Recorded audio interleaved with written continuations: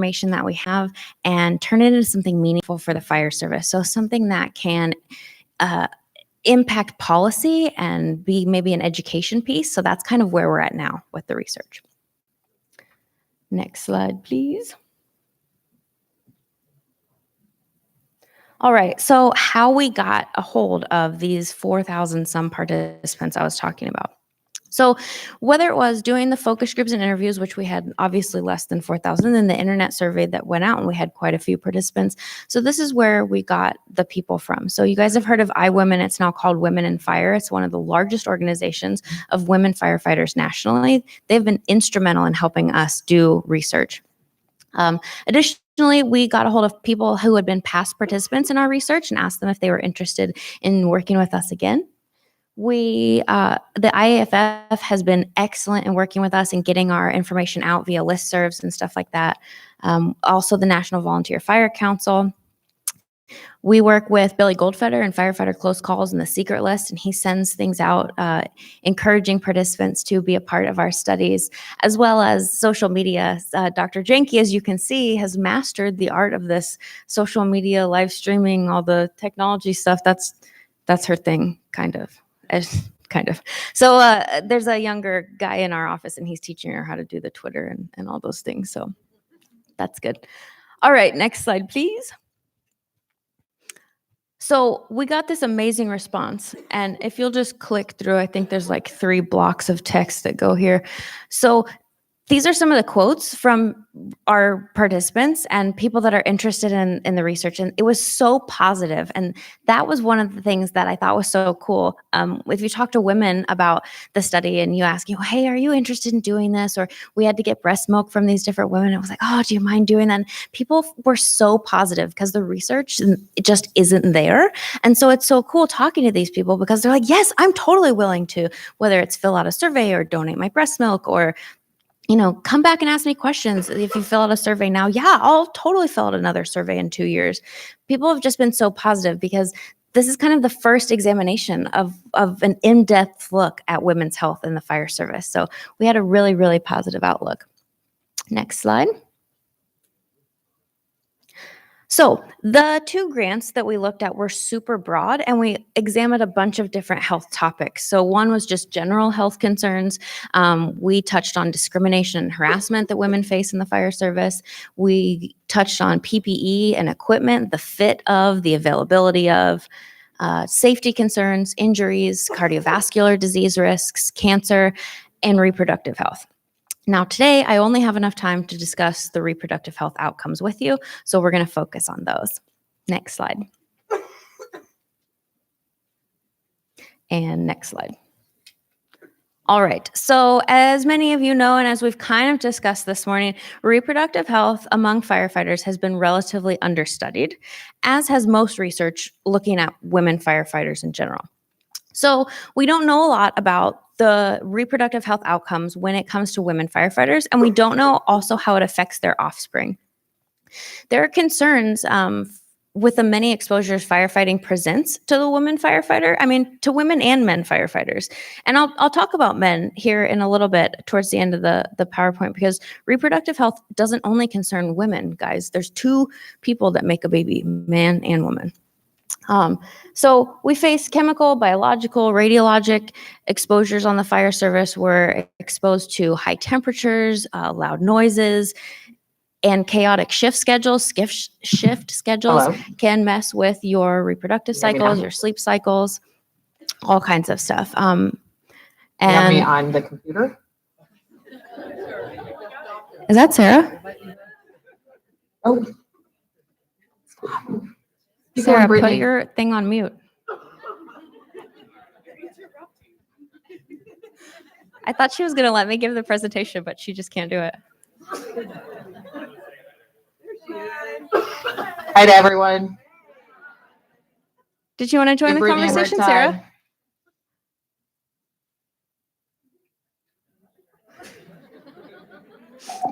Did you want to join us, Sarah? I think you're doing a great job. Keep up the good work. Oh, great. Thanks.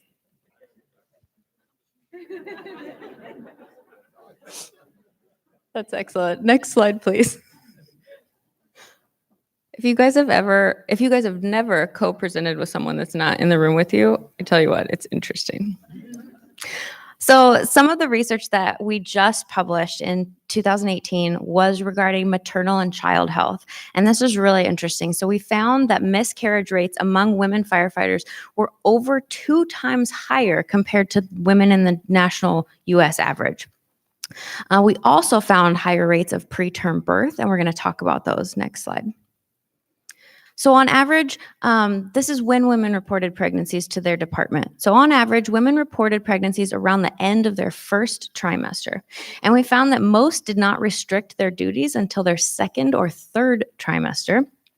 And 10% of our respondents reported that they did not restrict their duties at all during their pregnancies. Next slide. Okay, so going back to miscarriage rates, you have the national average there on the left. About 22% of the national average of women report a miscarriage. And we can see that as high as 32% of women firefighters reported a miscarriage during one of their first 4 pregnancies. So we examined up to if you had been pregnant up to 4 times. So for the first pregnancy, the average was lowest. It was about 23% miscarriage. Among second pregnancies, it was about 26%. Third and fourth pregnancies were about 31 and 32% of those pregnancies resulted in miscarriage. Next slide. Preterm birth was actually also elevated among women firefighters. So what we found was, preterm birth is birth before 37 weeks. And what we found was that for the second through fourth pregnancies, the average was 11 to 16%. And when you look at the national average, it's only 9.6%. So you can see women firefighters are elevated for rates of preterm birth.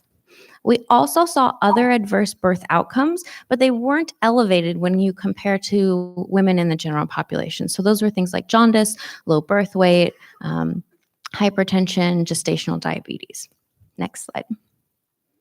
Okay, so this one's interesting. We asked if women have access to policies. In their department policy, does it cover pregnancy and does it cover maternity leave? And what we found was that when we asked, does your department have any policies related to pregnancy? The percent yes was 58.5%. So, okay, that's good. More than half had a pregnancy policy.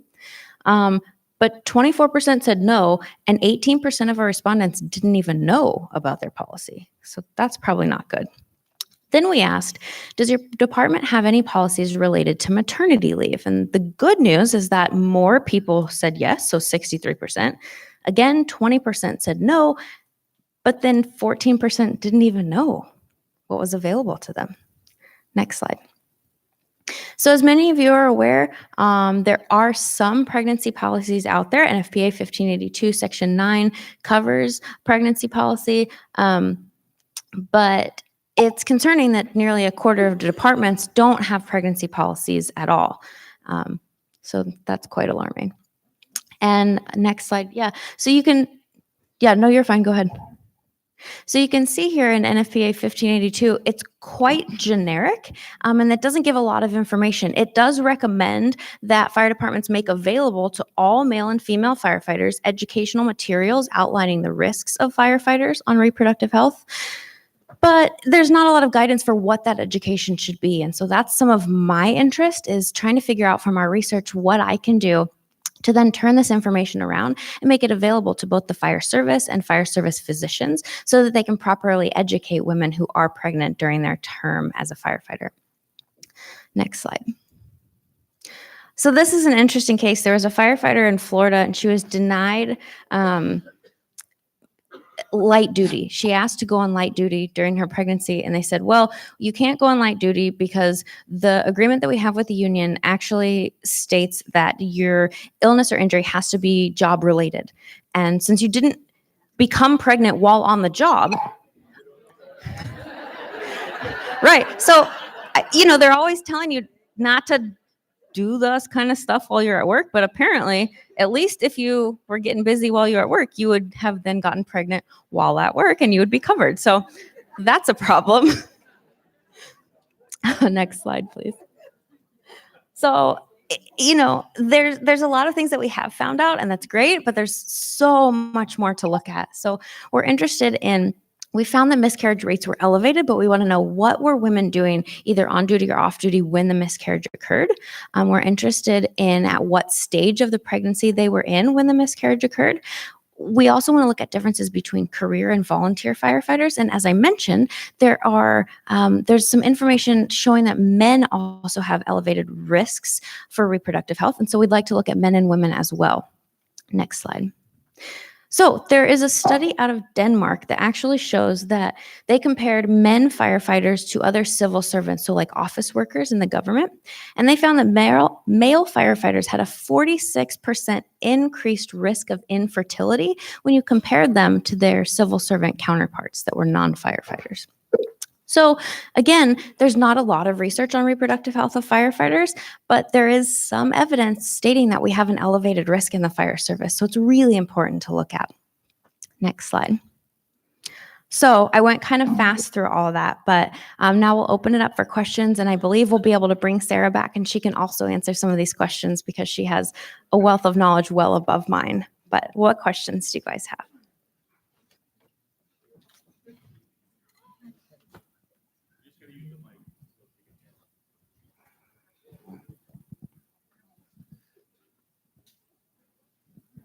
Things on. There it is.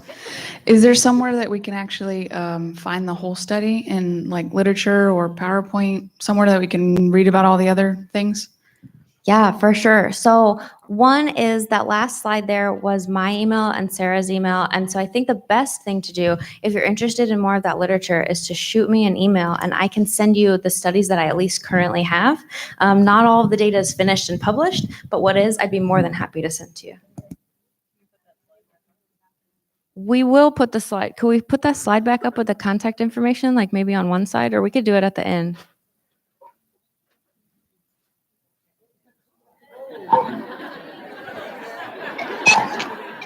Oh. I didn't hear the question.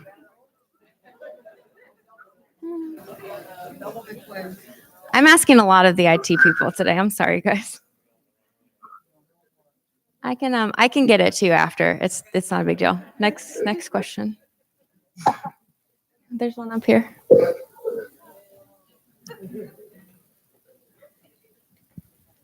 I have two questions. So for optimal health for the female firefighter and for the baby, what do you recommend for policies?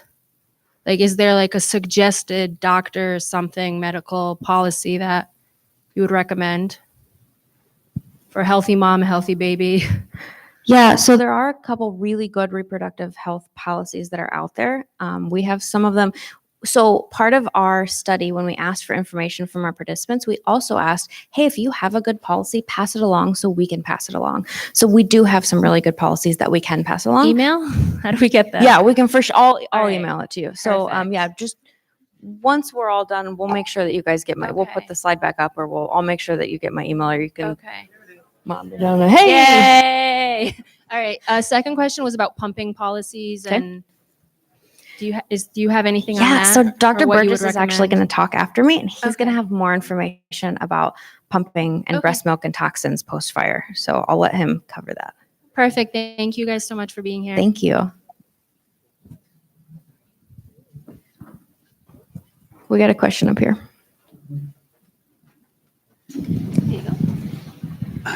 I was wondering if, in your studies, did you find that there's a better time or a certain time that women should go on light duty, like at a third trimester or second trimester? From what I've seen, it seems really variable and up to the individual female. Sarah, do you have other recommendations? Hear the question. You want me to repeat the question? Yeah. He was asking if there are certain recommendations for how soon you should put yourself on light duty if you're a woman who becomes pregnant in the fire service. I think that, personally, I think as soon as you find out you're pregnant, the problem with waiting, most of the women in our study reported at about 12 weeks, which is when you typically tell people that you're pregnant, which makes sense. Unfortunately, some of those stratagems that can affect the fetus are actually the kind of the pivotal period for that is that first 12 weeks and that first trimester. And so I know it's not necessarily popular, but if I were, well, I am pregnant, but if I were pregnant, I would probably do it as soon as I found out I was. So yeah, it's highly variable, and the research shows that different You wanna see women my come belly? off duty at different times. But yeah, it seems that earlier is better. It She was is all currently just pregnant. to get close to the research topic. It's just for science. But Got a question back in the back. Yeah, so my question is more specific to your data. So we know that there are a plethora of things that could come into play when it comes to data, specific to time of service, how many fires, et cetera.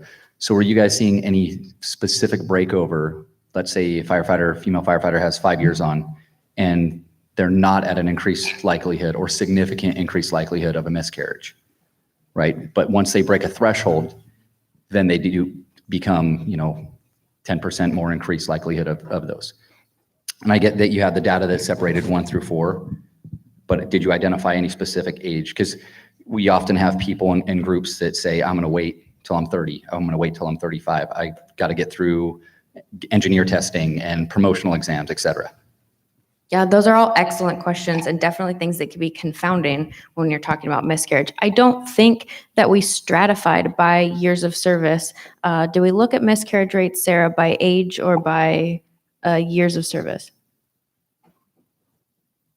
So, yeah, we do have, we are currently, actually one of Jeff Burgess's students is working on this as a dissertation question. And we are looking in more in depth at that question. We were actually surprised. The study we did was not based specifically on reproductive health. And so we had questions in there and we were kind of surprised that the rate of miscarriage was as high as it was. So we're looking, the follow-up that FEMA has funded is definitely a more detailed question around what they were doing at the time they were, not at the exact moment they got pregnant, but like around the work activities around the time that they found out they were pregnant. And more detailed questions about years of service and those types of things. So hopefully we'll have better data on that moving forward.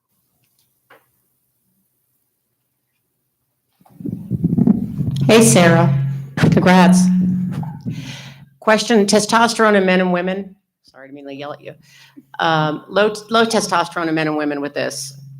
Is there enough data yet supporting where that may come into play? Or where are you with that as far as in process of low testosterone having an effect on the pregnancy process, success, lack of success?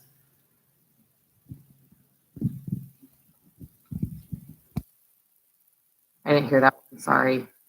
She was Or can Brittany repeat it? Yeah, she was asking about the levels of testosterone in men and women firefighters and how testosterone impacts reproductive health. So that's a great question, and it's one that there's not a lot of data on yet. I know there's been a ton of focus, and the union's done a really nice job. I know Pat and his group are working on some stuff in testosterone and also to look at reproductive health policies and maternity leave policies and things like that. And so there's work coming out on that in concerted effort. But that's a great question. We don't actually know that much about testosterone use in the fire service. The use of adding testosterone or where testosterone levels are.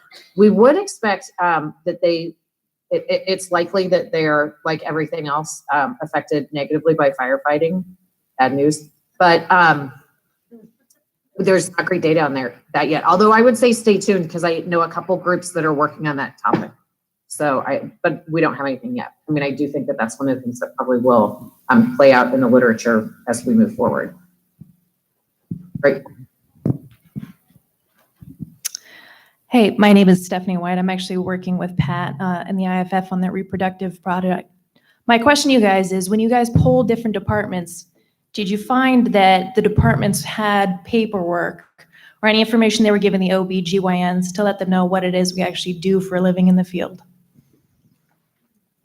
What was that question, Brittany? She was asking if the firefighters in the departments we surveyed are giving any kind of information sheet to their fire department physician or the OB/GYN to let them know what firefighters actually do before they give recommendations on More specifically, No. was the department providing that for their female firefighters?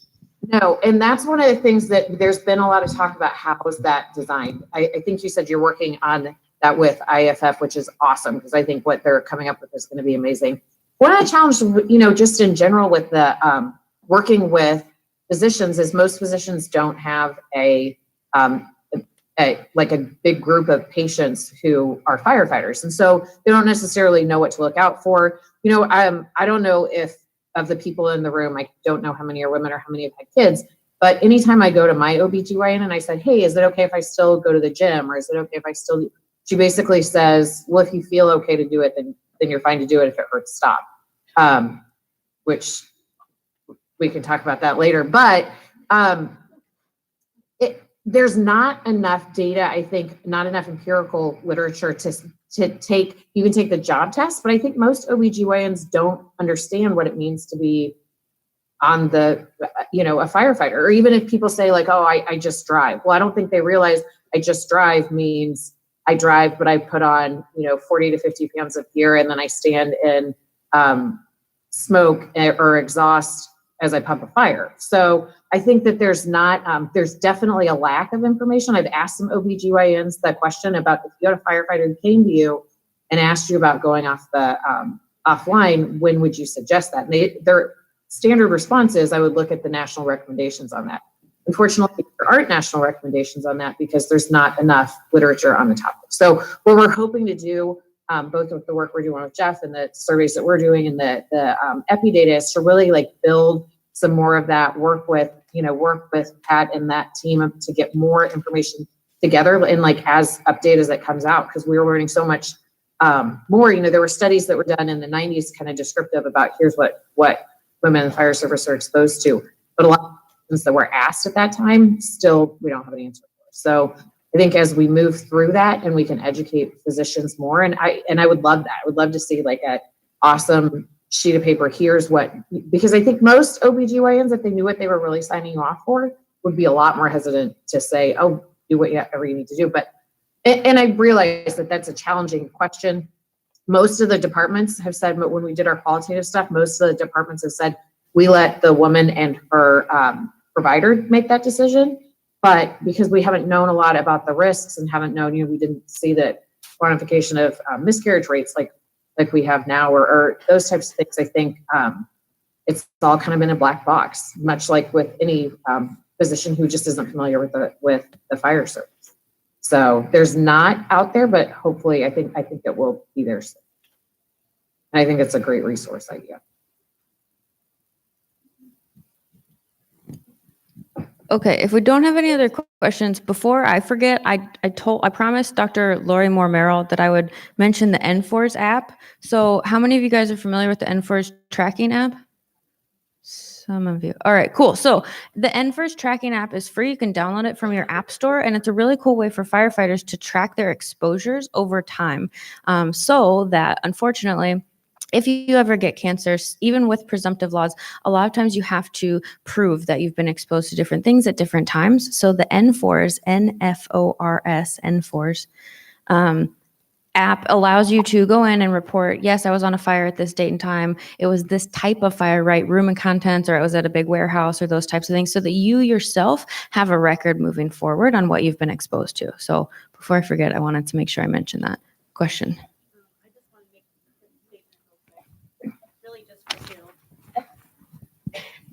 Hi, it's me again. Just wanted to make a quick statement because I have been the recipient of some of the surveys, and I'm not sure if they were yours or someone else's, but in trying to fill those out, the language and the answers are so specific to line firefighters that, again, they forgot me as a line or as a fire investigator. So been a fire investigator for 19 years, but I've never been a firefighter. So in trying to answer some of those survey questions, it just wasn't possible. So it's something to keep in mind for future surveys.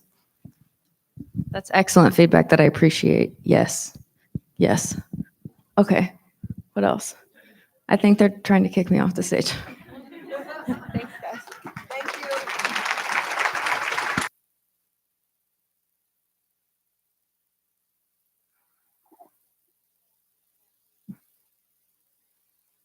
you. Our next session, Dr. Jeff Burgess will be discussing ongoing firefighter cancer research, including the FEMA-funded Have a breast good day. milk and cancer cohort studies. Dr. Burgess is an Associate Dean for Research at the University of Arizona Zuckerman College of Public Health. He is a member of the NFFF Fire Service Occupational Cancer Alliance. We have worked with Dr. Burgess in getting our members enrolled in the firefighter cancer cohort study and thank him for his 25 years of work researching firefighter health issues. Please welcome Dr. Burgess.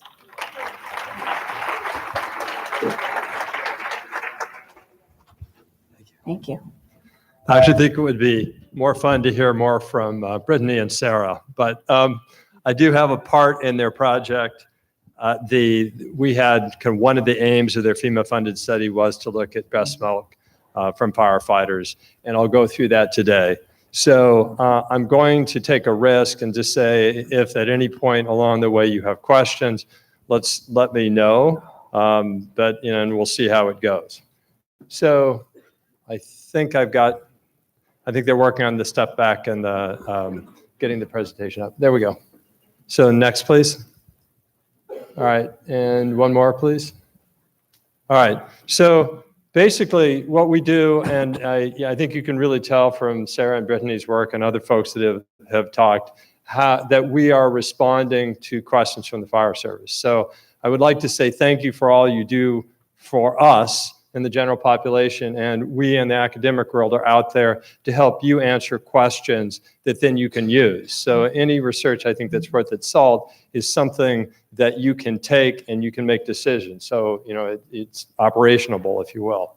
So this was the question that actually came to us from the Phoenix Fire Department a number of years ago, and which we're still following up now. And that is, are toxic chemicals present in firefighter breast milk before and after a fire, because they want to know, if that is occurring and how long it does. And I guess you guys can look over here. There we go. Both of them. Next, please. And when I say guys, I mean men and women. So I should say you all, but it's hard for me to do that. So this was the pilot study that we did. Oops, there. Sorry. With Phoenix, this was kind of an internally funded thing. And again, we do our best that we can, but we need funding to look at bigger studies. So this was a pilot study with just a limited number of firefighters, and where they were providing us breast milk before a fire and after a fire. And what we found here, and if you can look, let's see, I do have a pointer here. If you look, this first bar is before the fire. The second one's right after the fire, 8 hours after the fire, 24 hours after the fire, and 72 hours after the fire. And you can't see anything over there. You can see that we looked at two measures, and I'll go into some details about these things later on. You have to know what you're looking for. We were looking for measures of toxicity. You can look at individual chemicals, you can look at toxicity. So these were measures of toxicity. The first one was a response to the same receptor that dioxin uses. So dioxin, which is a toxic chemical, kind of works through this AHR receptor. And the second one I think is pretty easy to understand, that's genotoxicity. And you can see that when we extract the chemicals from the breast milk and then we apply them on these cell cultures, so that's why it's called an in vitro assay, that there was a peak about 8 hours after the fire and it went down to 72. So based on a single data point or series of points, we were making the recommendation when people ask, and to the Phoenix Fire Department, to pump and dump for 72 hours after a fire. So that's what we said, but I really, really, really am uncomfortable saying things based on a limited data set because there's a tremendous variability in fires and in people too. Next slide, please. So we, thankfully, Sarah asked me to kind of go in with her on the FEMA proposal they had, and thankfully it was funded. And one of the aims, the one that I was working on, was looking at expanding that question beyond that initial person that we had in the Phoenix pilot study. So we were trying to get at least 20 people at baseline and then multiple samples up to 72 hours afterwards, because we felt based on the previous study that the thing should be back to normal by 72 hours.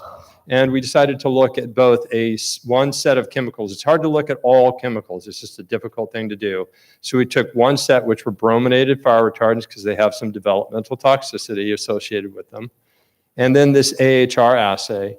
And we also wanted to compare, which we had done previously, to non-firefighting friends who are also breastfeeding. So from the same area, same environmental exposures. The only thing hopefully that would be different would be occupational. And this is funded by, again by FEMA. And I would also like to tell everyone here that the funding from FEMA has really made all the difference in the studies you're hearing about and in other studies as well that we're not presenting today. Next, please. So what we did on this particular study was to, first of all, we needed to find at least 20 women firefighters that were breastfeeding. And we got a lot more actually than that involved, but then they had to actually go to fires and be able to be still breastfeeding when that happened, which is difficult. So we ended up, we took the list that Brittany had talked about, that she and Sarah had put together with all the firefighting and the women firefighting organizations. And then on top of it, I think you heard mentioned the secret list. I think we went through there once or maybe even twice, and that was incredibly helpful for us in terms of finding people that were willing to do this. So it has a really broad spread. And then we collected a fair amount of breast milk at each site. Actually, the baseline we could do over multiple feedings, because it was before a fire and the baby, you know, the milk's for the baby, not for us. But afterwards, because we were suggesting for the 72 hours pump and dumping, the idea is that give us the breast milk and then supplement with formula during that time period, which had been our recommendation. So we ended up getting samples immediately afterwards. So you think about that, the milk's probably doesn't have much contamination in it, right? Because it was there before they went to the fire. So maybe the chemicals aren't there as much, but then we'd expect probably the peak at about 8 to 10, 24, 48 and 72 hours. And we got surveys about what they were doing. And then so far we've gotten about 27, so we were quite happy with that. We were supposed to get 20 fires, and 24 involved structures, 1 dumpster, 2 training, and we had 10 non-firefighter, what we call external reference or control group. Next, please.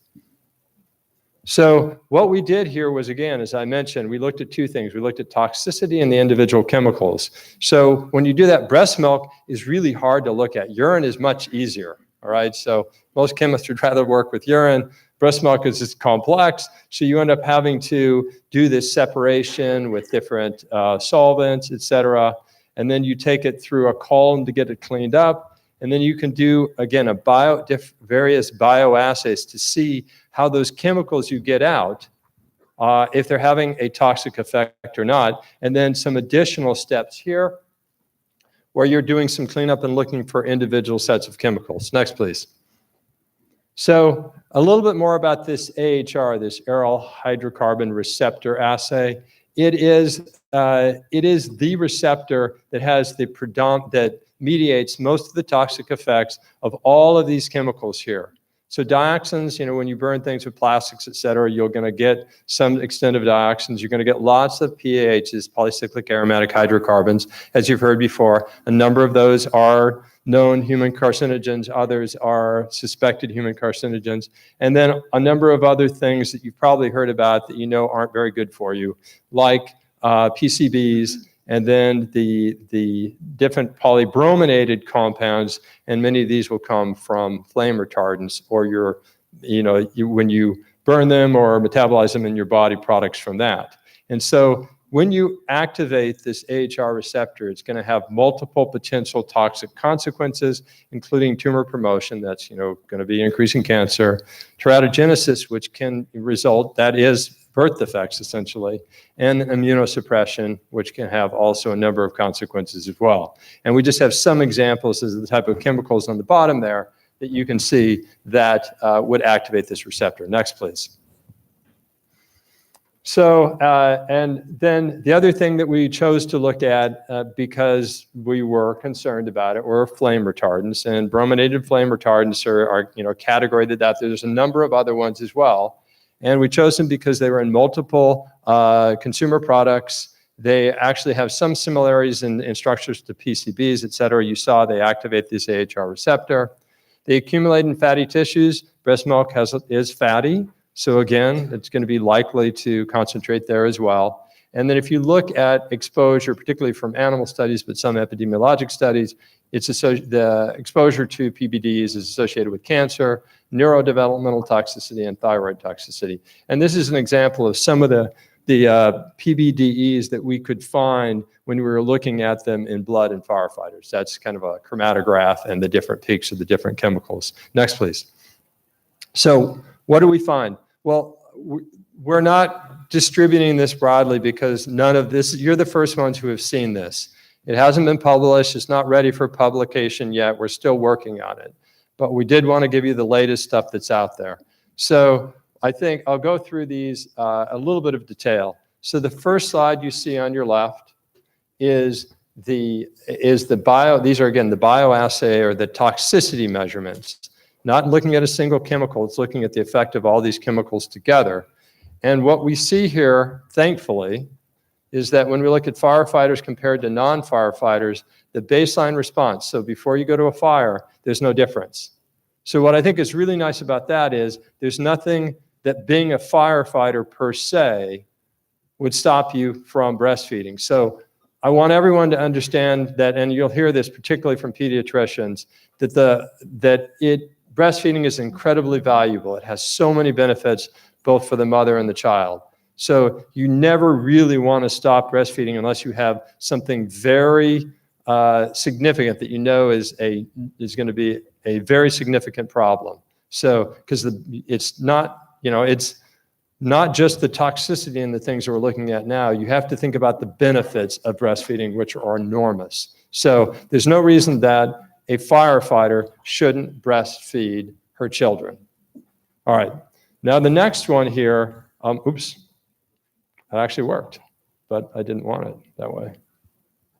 Can we take that back, please? There we go, okay. So if we look at the next graph on the right, this is firefighters only, and the blue is interior responses, and the red are exterior responses. And what we're finding when we're looking at this is that it's really only the interior responses that are resulting in increased toxicity of this breast milk mixture. So think about that for a moment, and I have a lot of other data from other studies that suggest that if you're an interior response, you have greater than 40% higher levels of chemicals in your urine than if you're an exterior response. So this is entirely consistent with that you get a lot more exposures inside of a fire. So I'm not surprised about it. What is kind of nice too is that the exterior response, we're not necessarily seeing a consistent increase over time. So it seems like when we're seeing toxicity from the breast milk extracts, it's predominantly from an interior response. So that are kind of the take-home points. We haven't gotten to the point yet where we need to go through everything and saying what this means and recommendations to people. I'm just showing you the information. Next, please. All right. So what did we see when we looked at the individuals? So it's one thing to see averages, but none of us are average, really, right? We're all different. So, and that's the important thing to think about. So people are just so different in terms of their response to chemicals and probably other things as well, but we see this all the time. So when we look at the 3 different types of things, of tracks that we saw over time, we found one where there was no change at all. There was no difference. So these people didn't appear to be getting much chemical in their breast milk, all right? There's another one, and this is the concerning one to me, where it started off kind of low and then it went up, but it was peaked or appeared to be continuing maybe to go up or at least peaking at 72 hours, suggesting that our old recommendations of pumping and dumping for 72 hours for those individuals wouldn't be adequate. but we didn't look out far enough, unfortunately. Plus it's hard, for them, already we're asking the subjects to be pumping and providing us for 72 hours. That's a long period of time. So asking for more is, not knowing that we need it was a problem.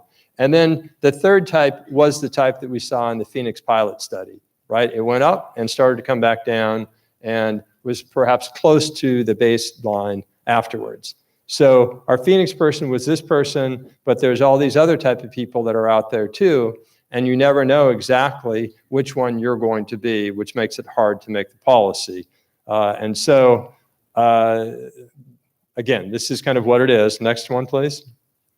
So when we looked at, those were the toxicity assays. These are the chemical assays. And what did we see for the PBDE? Well, we haven't finished it entirely. We've only done 6 of them, 6 individuals with these time series, a baseline and post-exposure. And what we're finding is, and again, I don't know that I have this in the graph. Don't think I do. But there were, thankfully, the same thing. There were no significant baseline differences in the PBDs between the women firefighters and the non-firefighters, which is good, right?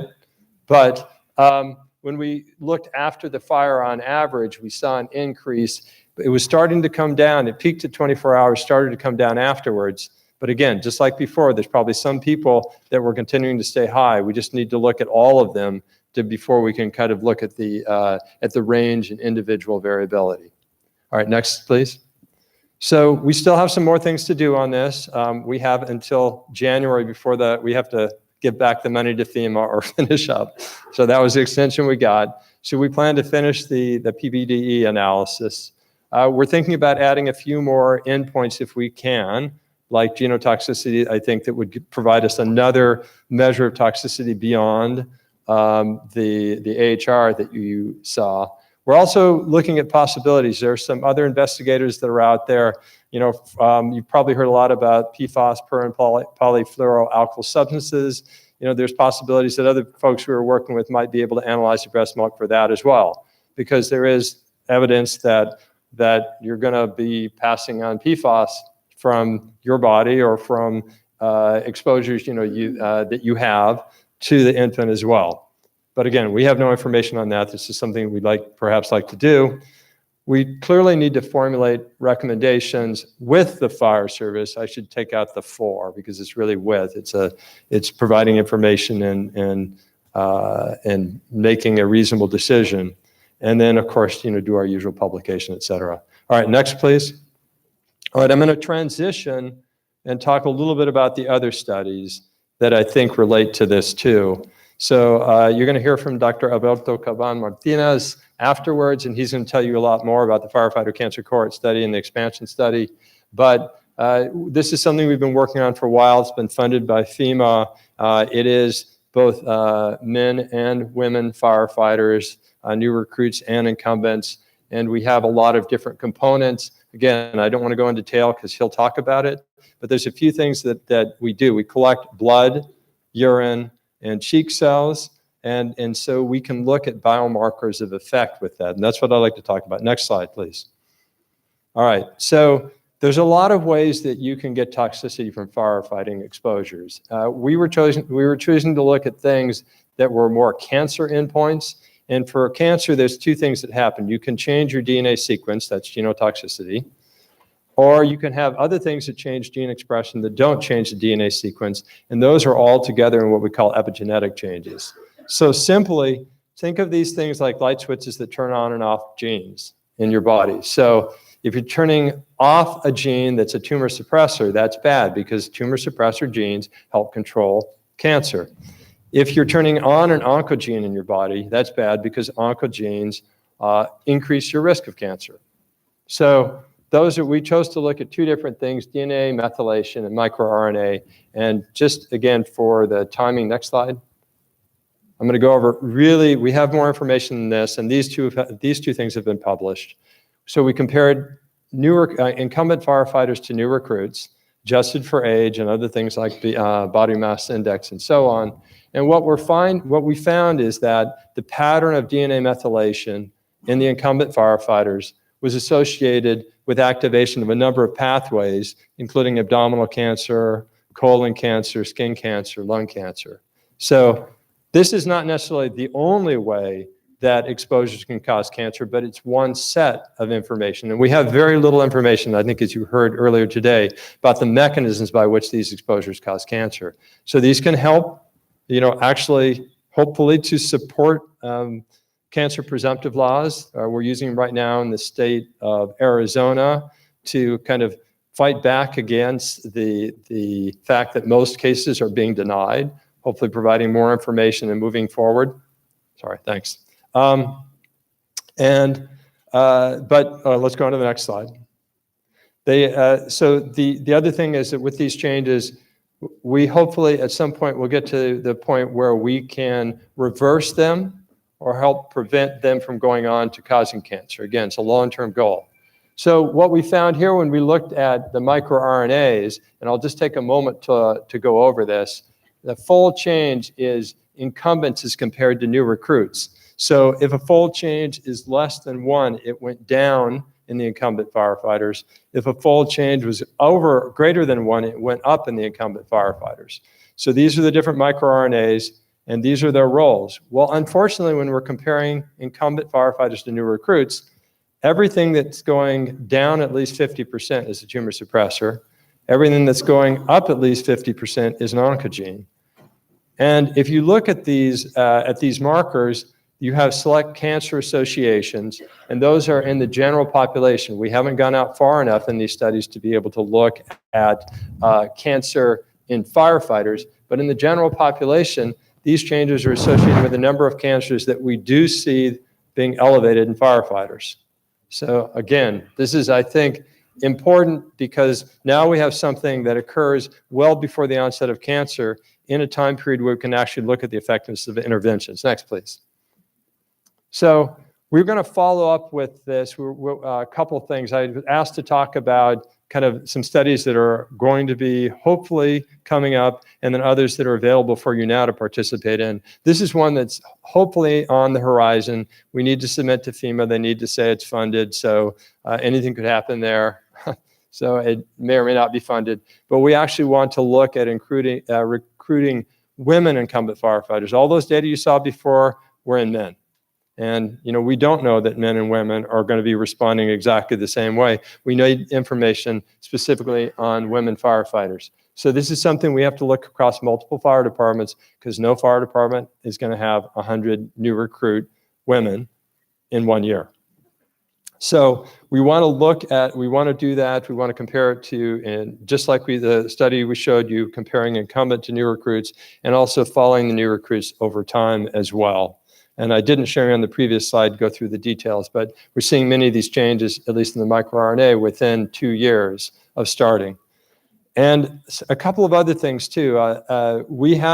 There's been published information out of the Houston Fire Department that the rate of PTSD in women firefighters is around 20%. Okay, that's 1 out of every 5. And it's twice as high as the men. They're about 12%. And it's about 4 or 5 times higher than the general population. I think that's like 5% in women.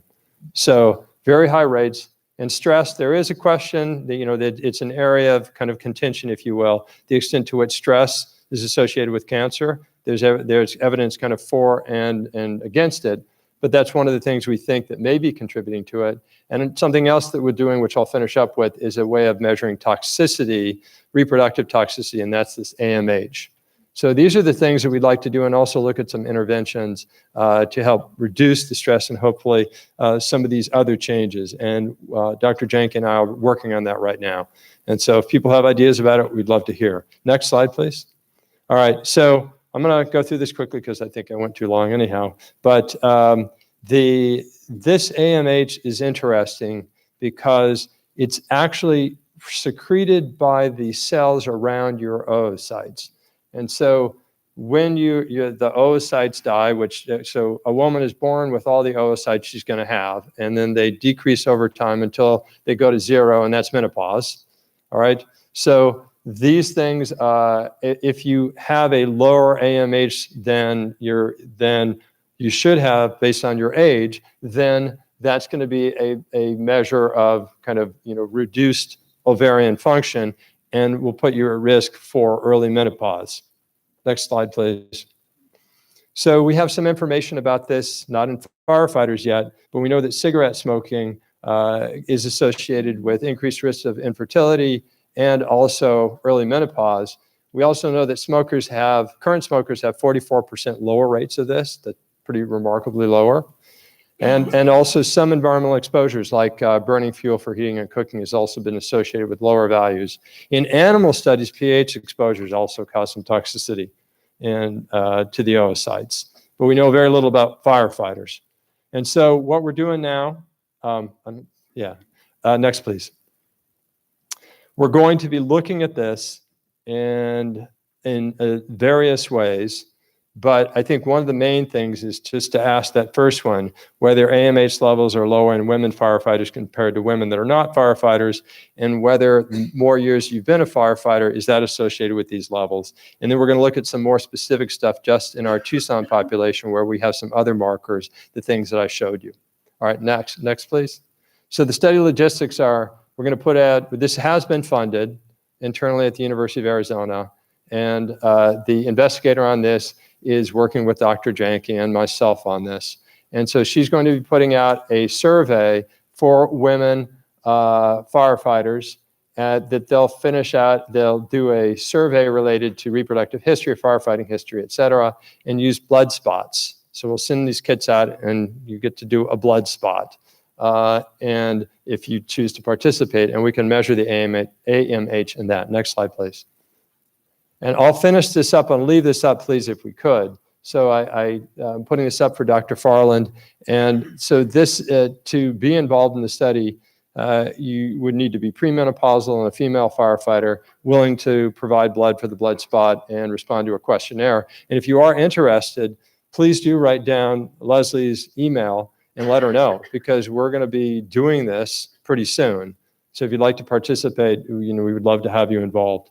And with that, I don't know if I left time for any questions or not, but do I have time? Okay. So again, thank you for the opportunity to speak with you today. I appreciate it. Again, happy to take any questions as long as they let me.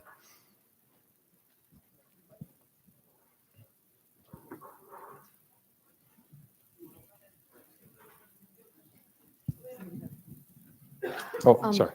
This is just a comment. Is this on? Yes, please. You wrote on there recruit, but I don't know how it is in other states, but we have to do Fire Academy first. So it might be interesting to follow females when they start Fire Academy and then see how many actually become recruits to become firefighters. And then you'd have a comparison of exposure from the ones that don't go on to do firefighting. It's a really good idea. When I was saying new recruits, I usually mean during the academy. And what we do is we try to get them sometime during their classroom work, but before they do live fire training, because then they haven't seen occupational fire exposure. They just have the same thing as the general population. So we try to get them at that point. But I'm thinking of, one of the things we had been predominantly doing is working with recruit classes done by municipal fire departments. So I'm interested too, though, in terms of these academies where you'd have, larger number potentially of departments that are collaborating together, and having the women participants in that, getting them to be involved at that point. So I think it's a good point, and it's something we can think about. Thank you. So then at that point, you would contact the colleges, I think. Yes. Yeah. No, and it's something that we're starting to do right now, or at least trying to figure out how to do that. Awesome. Thank you so much. Here we go. Just with regards to being involved in the study, do you want people with any kind of medical background, or do we have to be like, I think that, do you take any information about it? From my understanding, those are the only two what we consider inclusion criteria, and there's not really exclusion criteria other than not fitting into that category of being premenopausal, being a female firefighter. So that's my understanding. But again, if you have questions about it, we'll be sending out a thing probably through Sarah's list, but But again, very happy to get other individuals. This is what we call a pilot study. So it's getting set up to kind of see if we can find an association, and then we'd go on probably for a larger study from there. But again, she wanted me to share this, and I think it is a great opportunity. I've never seen, so many women firefighters in one location before. This is really a unique meeting.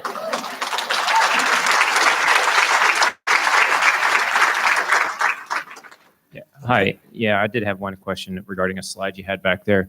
Right here. Oh, there you go. Thanks. You had a slide that talked about your distribution in terms of your 3 different types of responders for the breast milk study. That you had a peak at 72 hours, your peak at 24, and then kind of a baseline that just stayed normal. Do you have an approximate distribution on your N values for each of those types? No, we probably do, but I didn't put that up there. I was just trying to see if there was a preponderance of a particular type versus just an even distribution across the board. It's a good question, and as I said, we kind of rushed this. I put it together this week, and when you start to write up an actual presentation and you have a chance to you get more data. No, it's a good question. Unfortunately, I don't have the answer yet, but we Okay. do have that information. All right, thank you. Sure. Anything else? Again, thank you very much for the opportunity to speak with you. All right.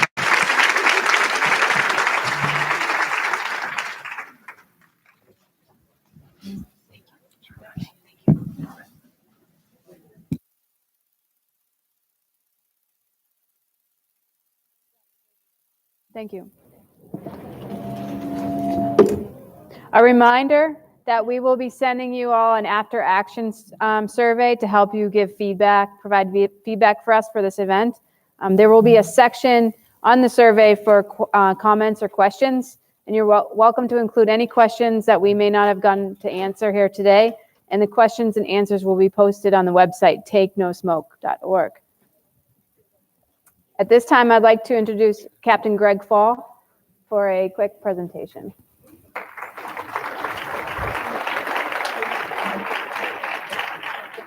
Thank you. We're going to make a quick presentation to our favorite skin doctor in the whole wide world, Dr. Christine Candler. If you come up to the stage, please. This is a surprise, so she's going to be a little nervous. Doctor, this is from the Boston Fire Department to thank you for your tireless efforts in taking care of firefighters throughout the state and everywhere else you go. Continuing to save lives, we greatly appreciate it. This one's for you.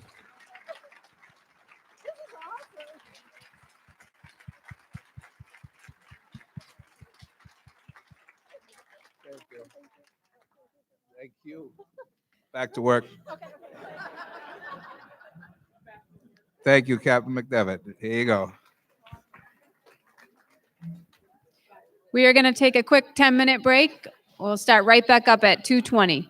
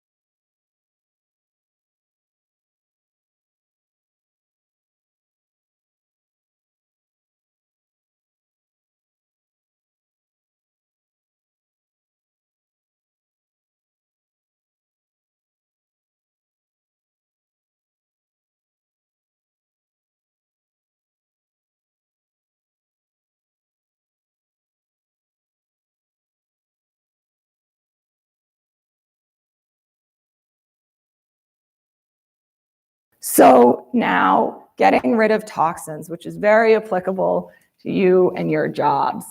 So the process of detoxification, toxins enter in through our lung, our skin, and our intestines. They enter in as fat soluble. And the way that our body gets rid of them is they have to convert them in the liver through a couple processes to make them water soluble so they can be excreted through urine or be excreted through poop. I will show this poop slide every presentation I give until someone tells me it's inappropriate to do so. It is so important, and it's something yes, pictures, everyone, take them.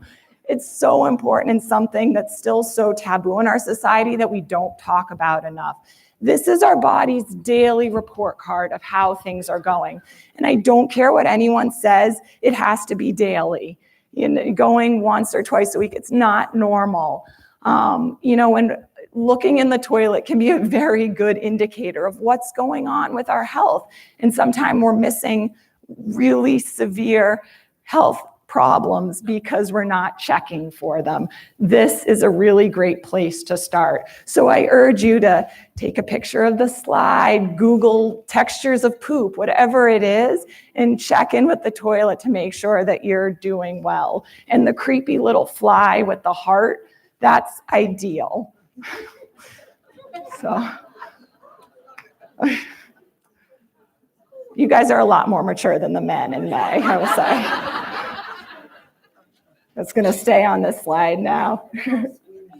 I know that. Okay, so when we talk about our liver being our major detoxifying organ, this is not something we're going to go through with a fine-tooth comb, but it's more to show you that our body has different phases of detoxification that we go through in order to make something, take a toxin from fat soluble and convert it to water soluble. And what I want to point out here is all these little words that are hard to see. These are all nutrients and micronutrients that our body needs to complete these processes. And if we don't have these nutrients readily available, we can't convert from the different phases to flush out the toxins, which can cause secondary tissue damage, free radicals. There's a lot of bad things that can happen if we don't get those toxins out. So proper nutrition is key for your job, particularly in making sure you get rid of the toxins that you breathe in on the job. So ways to remove toxins after exposure. I know my husband, when he comes back from fighting a fire, he smells like a hickory smoked log for a few days. He is sweating, he's coughing stuff up. It is nasty. So I really encourage him. I look at these, we really try to take these steps, and I encourage you all to do the same. Water. Really important at this point to do half your body weight in ounces of water. I'd like you ideally to be doing it daily, but especially after exposure. The first day, the second day, the third day, I'd say up to a week after exposure. Sweat it out, whether it's hot yoga, exercise, going in a sauna, whatever it is, just sweat out as much as you can. Focus on sleep. I'm a huge proponent of napping and sleeping in fire services because it's so restorative, especially after fires. Yes, okay. Reducing alcohol. The reason being is that when our body consumes alcohol, it's so toxic to our liver that our body stops whatever else it's doing to metabolize the alcohol. When you're exposed to toxins, you want your body to prioritize metabolizing those out, not the alcohol. So for a few days, reduce alcohol. Same thing with salt. Now is not the time for water retention. We know foods like eggs, broccoli, and garlic increase the production of glutathione, which is a big antioxidant that helps with detoxification. Supplements, I could talk for hours on supplementation. There are a lot of really bad ones out there. There are a lot of really good ones out there. One of the things on my healthyresponse.com website is I put up a supplement section of my favorite supplements for first responders of the brands I like. So if you are curious, I urge you to go there and check them out. I'm always happy to talk afterwards too about supplements. So, oh gosh, okay, almost done, I promise. Go back. Ongoing detoxification support, avoidance of environmental toxins. We can go down a rabbit hole of things that you're exposed to, different plastics in your everyday life, Yankee candles, Glade air fresheners, everything. beauty products, but there are a lot out there. So as first responders, I do encourage you to do your research and try to eliminate the toxins. At the very least, if you're sitting in traffic, roll up the windows, don't, stuff like that. If you do need to lose weight, make sure that you're drinking a lot of water, exercising to compensate, to flush out those toxins, optimal GI health, excellent nutrition and hydration, stress less. We didn't even talk about stress that much, but it's not good for anyone. So however you need to alleviate stress, whether it's exercise, yoga, doing a headspace or a similar meditation app at night, going out and laughing with friends, whatever it is, stress relief is huge in your line of work. Getting good sleep. So we know that there is no silver bullet to curing cancer with food, but we also know that there are a bunch of foods that have a whole host of anti-cancer properties that are really beneficial to include in our diet. These are some of them. I want to make sure I have time for questions at the end. So I rambled your ear off. This is the last slide, I promise. But if I was to sum everything up and you listen to nothing else, it would be half your body weight in water in ounces a day. If you can get 5 or more cups of veggies in your diet a day, this is ideal. Moving your body every day doesn't have to be strenuous exercise, just something. Stop eating 3 hours before bedtime. This is a really good one for weight loss, also for digestion. Stress less and sleep more. So I love this quote, genetics load the gun and diet pulls the trigger. Just because you are predisposed to something does not mean that it is your fate. You can control a lot of these things through proper nutrition. So please feel free to email me. I'd love to take any questions. And thank you guys so much for having me today.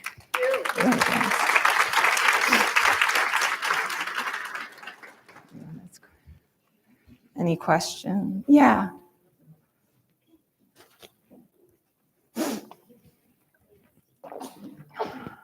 My question's about the sweating after you go to a fire to detox. So does that have to be right after you get back and put everything back in service and then you can go work out or whatever? Or can you do that the next day? What do you recommend? Yeah, ideally as close to after exposure as possible is ideal. However, if you can't, and next day is your option, absolutely, that's great. Ideally as close to exposure So would as you possible. shower right before and right after, or is just right after fine? The sweating. So if I was to work out after a fire, is it okay? Don't shower, work out, then shower, or shower, work out, shower? So there are people who probably know more about this exact thing than I. My opinion and my instincts would be you should shower right away after a fire, work out, and shower again after. I could be wrong, but that is what my gut would tell me on that. Thanks so much. You're welcome. Any other questions? No? Oh, yeah. I used to buy all that fancy water and someone told me that you don't have to buy all that fancy water. You could just drink tap water. What's your take on that? Yeah, it's such a good question. Oh my gosh, that's ridiculous. And all these purifiers and filters and everything. And again, another rabbit hole you can go down. Water is so good, and I think the benefits of drinking any water outweigh the risks of whether, it's reverse osmosis or you're getting rid of fluoride or chlorine or this or that. So I always say the best water is the water that you will drink. So I am happy, and there's some towns that have amazing tap water. If your town obviously doesn't have tap water, I'd look at other things, but if it's tested and it's good, I love it. Great question.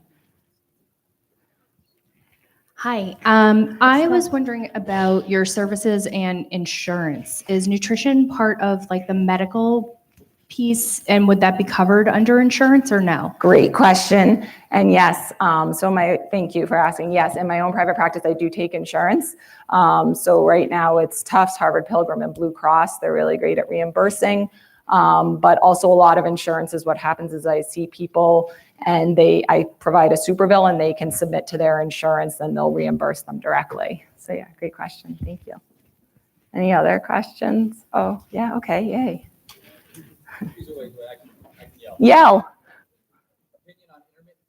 Yes. Oh my gosh, I'm so happy you asked about intermittent fasting. I was just talking about this morning. I really like it, and there's some really exciting research coming down the pipeline about it. That being said, for intermittent fasting, I like the 16-8 window the most. especially for women. I find that the 16-8 is a lot more effective. And for those of you who aren't familiar with intermittent fasting, it's that you're giving your body an extended fast period and you just have a certain eating window that you're sticking to. So the 16-8 is absolutely my favorite one. I think it's really great.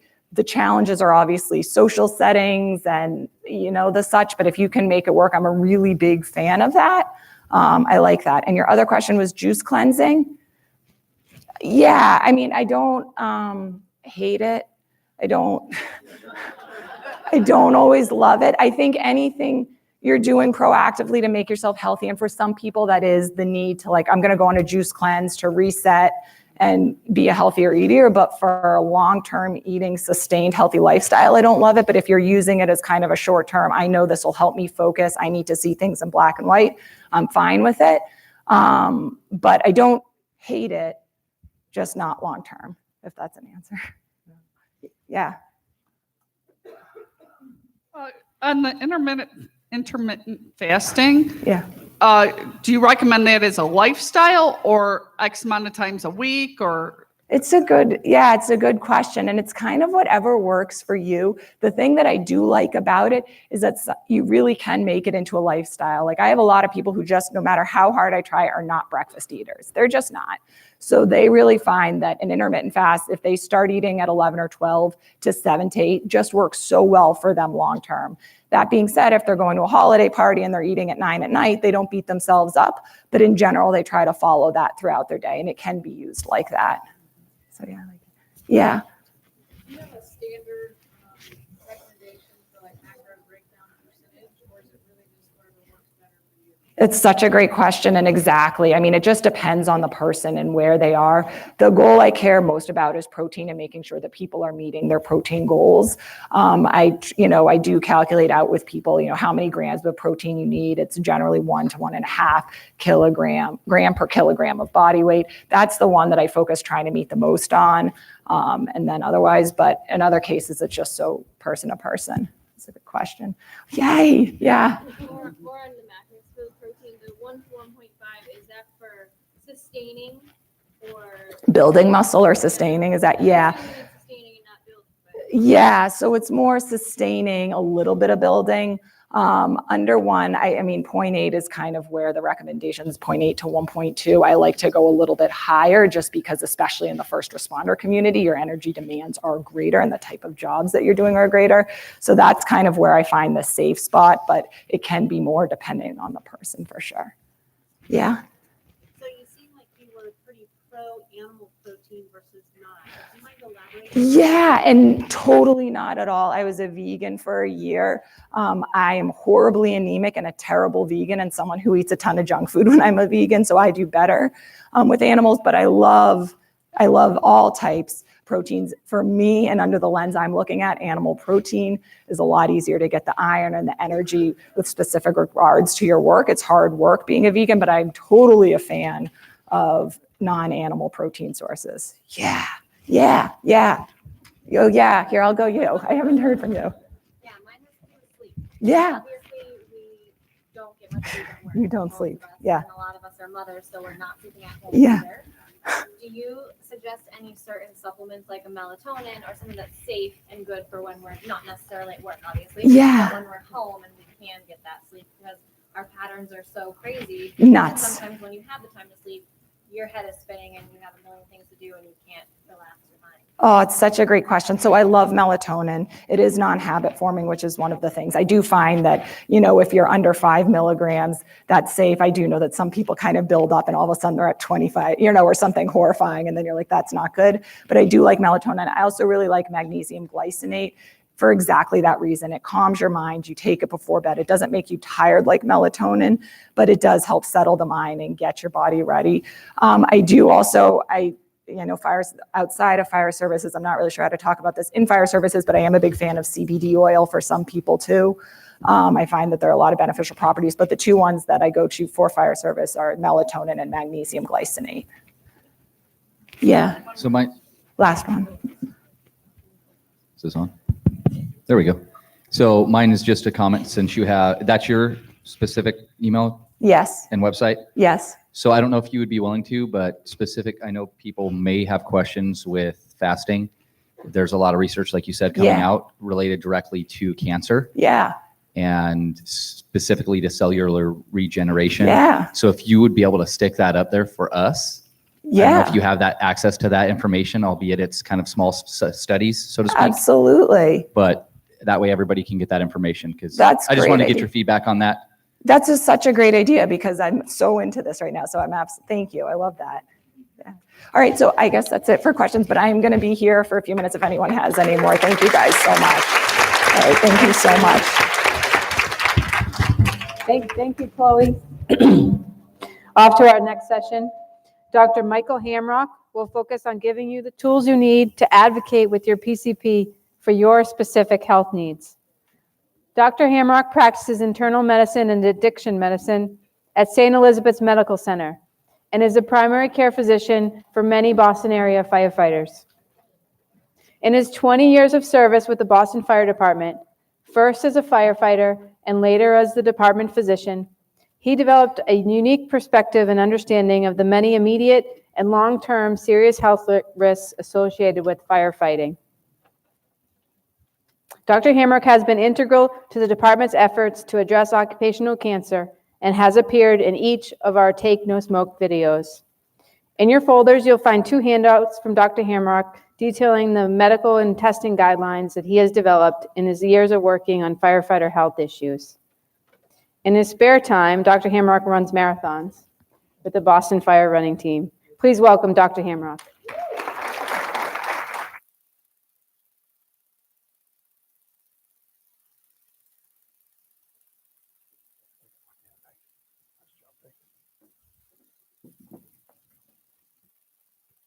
Thanks, Deanna, for that nice introduction.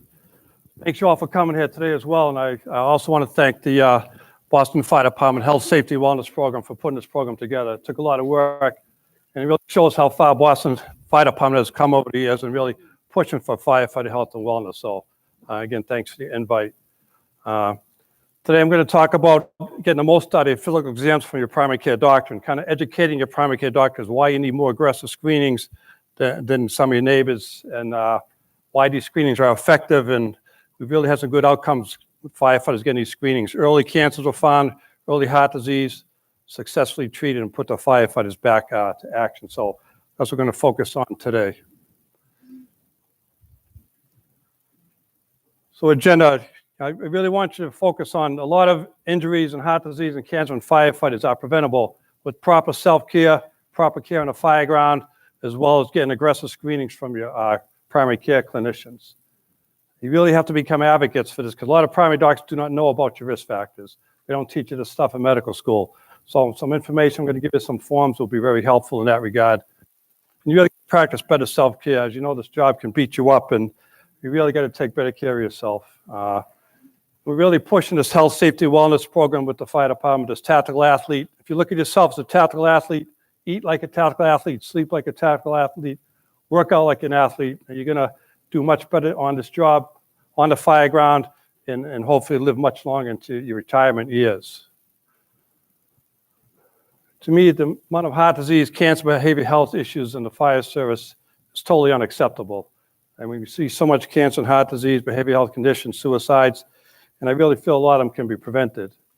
When you think about coming on this job, I mean, you have to pass the PAT test, you have to get the physical exam, you have to pass a psych test, pass a drug test to go through the academy. So you have to be pretty fit, number one, to make it to the academy, then to graduate from the academy. And unfortunately, after that, everyone's health, a lot of health do decline. And to me, that's unacceptable. So we're going to talk about ways we can prevent that progression today.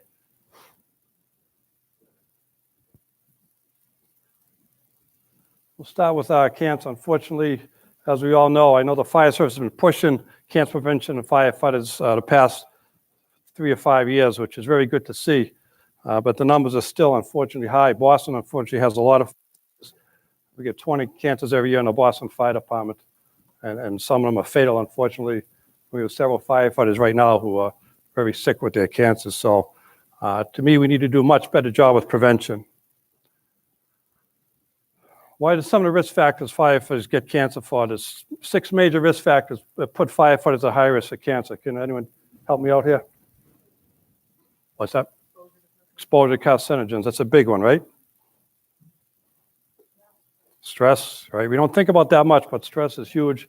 Promotes cancer as well. Anything else? Sleep deprivation, right? We're just finding a lot about that as well. Nutrition, diet. As Chloe talked about, I think she gave us some great advice. Any more? It covers most of them, but if you think about it, so it's the, the flame retardant on all our furniture, when the combustion goes off, it's supposed to protect you from fire spread. Number one, we're not even sure it works, but number two, we know the byproducts of combustion of these flame retardants do cause cancer, as well as the plastic that burn with formaldehyde, hydrocarbons released. You don't have to go to fires anymore, just hang around the firehouse with a diesel exhaust, put you at high risk for exposure to cancer products as well.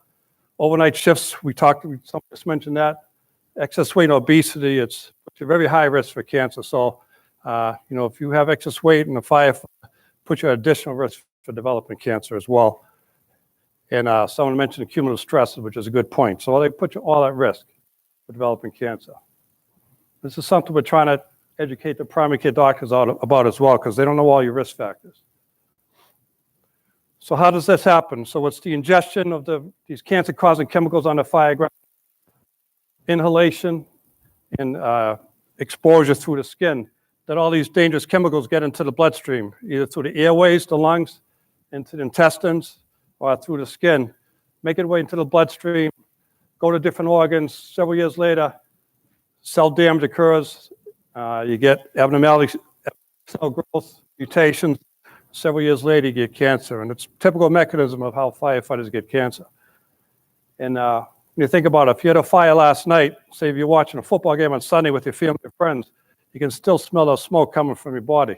That's all those chemicals you absorbed on the fire ground last night going through your system, your body's sweating it out, which is a good thing. But a lot of those chemicals do not go out, and they travel in your bloodstream, and they set up an organ. Several years later, that's how you get into cancer.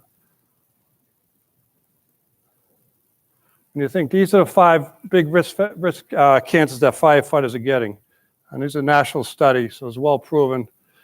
So if you think about how you're exposed on the fire ground, inhalation of these chemicals, ingestion and exposure through the skin, these are the type of cancers you're getting, of the lungs, of the esophagus, of the intestine, of the kidneys, the bladder.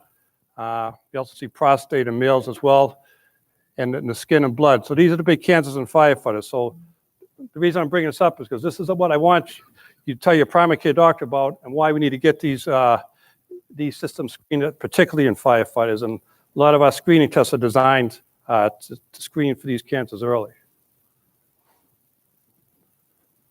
We talked about obesity just a while ago. If you see that on the right-hand side, 3 of these cancers are female cancers from obesity as well. So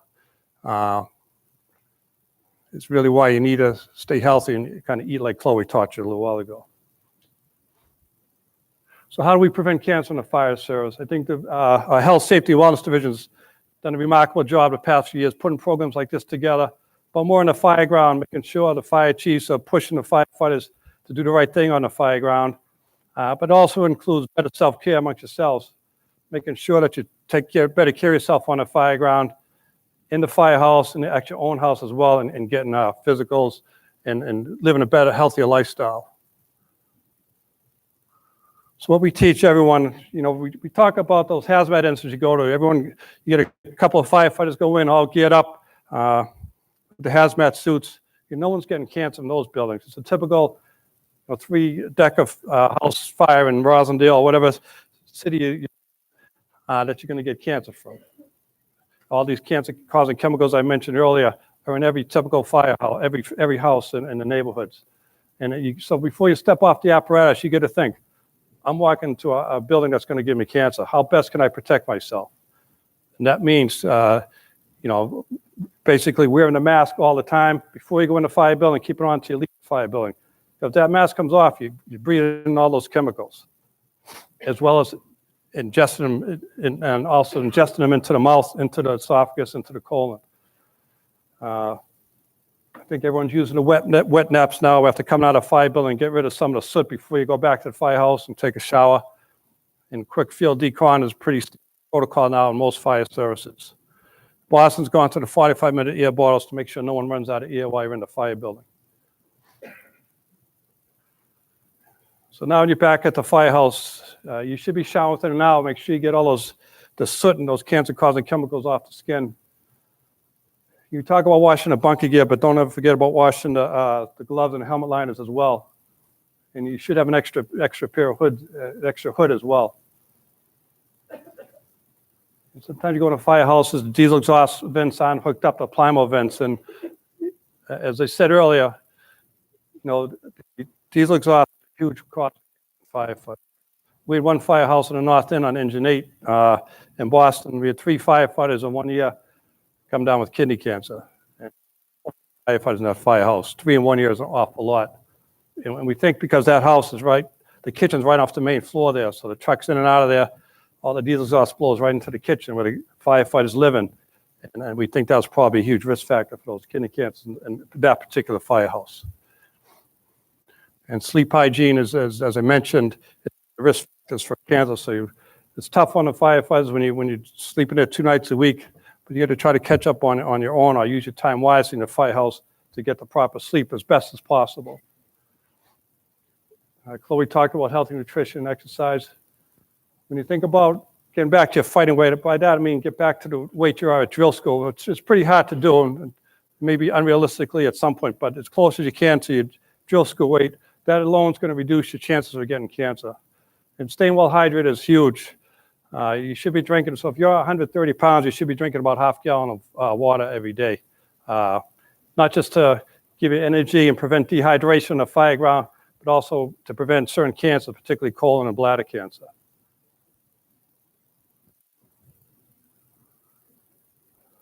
We need a much more proactive mindset in the fire service to get these physicals that every firefighter deserves. And you got to walk into a physical exam, preaching to your primary doc, I'm a high-risk patient. I want the best out of this physical and the most appropriate test for my career, my job. So you really got to be an advocate for these positions. You have the handouts. So the first one is the prep form. This is the one that you should be reading and filling out yourself before you see a primary care doctor. And it kind of goes over those 5 major cancers I talked to you about and why you're at risk for them and why you should be jotting things down to get the proper screening test done. Again, a lot of primary docs do not understand the risk factors for cancer.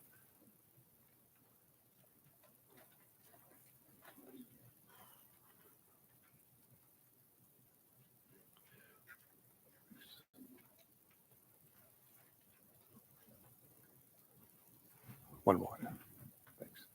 So this is a prep guide. It actually educates the firefighters about your risk for cancer and why you got to be an advocate for yourself and kind of jot things down if any signs and symptoms of the particular cancers that you need to be screened for so you can push your primary care doctor to actually advocate to get them.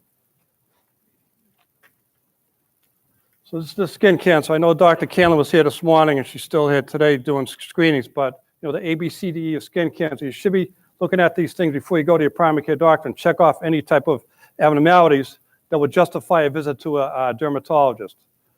A lot of times primary docs don't like to order special tests or referrals, but if you could jot these things down, say, I got asymmetry of a skin lesion, irregular borders, it automatically should get your referral to a dermatologist who deals with these things every day. Respiratory system cancer. My goal is to have firefighters that after age 40 get a CAT scan. It's the best test for screening for lung cancer. And a lot of primary docs are not going to order that test for you. So how do we get it done? You have to advocate for yourself. You got to think, I was at a last fire call. I had some cough. I had some shortness of breath afterwards. These things are going to help. I had some blood in the sputum. You have to push yourself and really advocate for yourself to get these tests. Because a lot of docs aren't going to automatically say, she's a firefighter, I'm going to order a CAT scan. You got to say, I've had a cough, had these other symptoms to justify your doctor getting these tests for you. We're hoping soon, I'll hopefully have time at the end to talk about what we're trying to do with insurance companies to justify these tests. And we're getting there, but we're not quite there yet.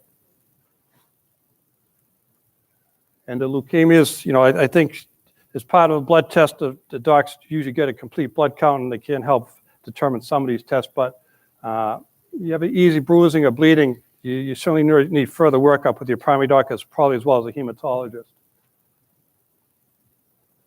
Gastrointestinal system, again, the same thing I told you about CAT scans for lung. You should looking at colonoscopies at age 40 for firefighters versus 50 that your insurance company covers. And the way you have to sell yourself, why should your primary doc order a colonoscopy on a 44-year-old firefighter? You got to go in there if you have any change in bowel habits. You know, a firefighter just tells me, you know, last year I had some constipation or this year. To me, that's enough. Constipation, change in bowel habits, colonoscopy. That's how you have to do things to order it. So you have to really, any changes in bowel habits you had, you bring it up so you get these tests done. So your doc's more likely to order it for you. In the genitourinary system, everyone gets a urinalysis, but sometimes you need further tests with some of these symptoms. Any pain, urinary frequency, or for females, you know, pelvic pain or bloating. Unfortunately, we see ovarian cancer in firefighters. It's an awful disease, and there's no really great screening test for it yet. But if you do have any early signs and symptoms that I mentioned, you really got to push your doctor to get those pelvic ultrasounds because they do help. And this is just what you should be thinking about. This is all your risk factors that your primary doctor should be aware of. You're exposed to these chemicals every day in a firehouse and on a fire ground, and why we need to get these aggressive screenings done. The other piece of paper is the physical exam that you should bring to your primary doc, that your primary doc should be read. I made this, I'm a primary doc myself, so I try to make this readable and easy to read for primary docs who are busy. Just kind of goes over your risk factors and kind of educates them about your risk for heart disease, cancer, and behavioral health issues. There's a checkoff sheet that they can do and get these tests. It's pretty easy to do. And there's nothing elaborate on these tests, but they're just getting done at a younger age because of your risk factors.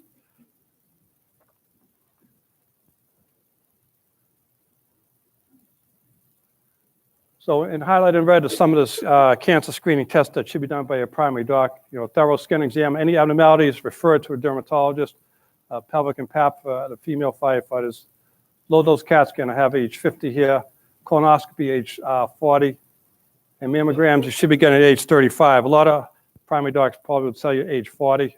I get it at 35 in my female firefighters. So this is the new model for the fire service, right? They all look happy, they all look fit, and all look confident. So this is what we like to see. And this is the way we want to keep you healthy and happy and fit. So I'm going to transition to cardiovascular disease now, and this is an actual case that we can learn from and why we need to get these screenings done. This is a 49-year-old female firefighter, 20 years on the job. She was at home at 2 in the morning, woke up with chest pain, shortness of breath, and diaphoretic. 2 days before this, she was at a residential fire. She called EMS, they took her to the ER. She had EKG changes, and she was ruling in for an acute coronary event. She went immediately to the cath lab, had a stent placed. Fortunately, they found in time and opened up the vessel well. During her admission, they found out she had type 2 diabetes, and her cholesterol was elevated as well. This is her history. She had hypertension. She wasn't really taking her meds. Unfortunately, most firefighters are not the best compliant with their medications. She was told she had borderline cholesterol, and really, you know, there's no such thing as borderline cholesterol anymore. Either you have elevated cholesterol or you don't. Probably should have been treated. She hadn't seen her doc in a year, which is not that unusual. She was a single parent, a lot of stress helping care for elderly parents as well. Drinking a few glasses of wine every night, and she gained 25 pounds since drill school, which is not that unusual. And she also had difficulty sleeping. About 6 months prior to this incident, she was at a overdose call where she could call for someone a woman in a house in the kitchen overdosed. Woman still had a needle in her arm. There was 3 of her kids next door, you know, watching her mother pass away. So she took that incident pretty hard.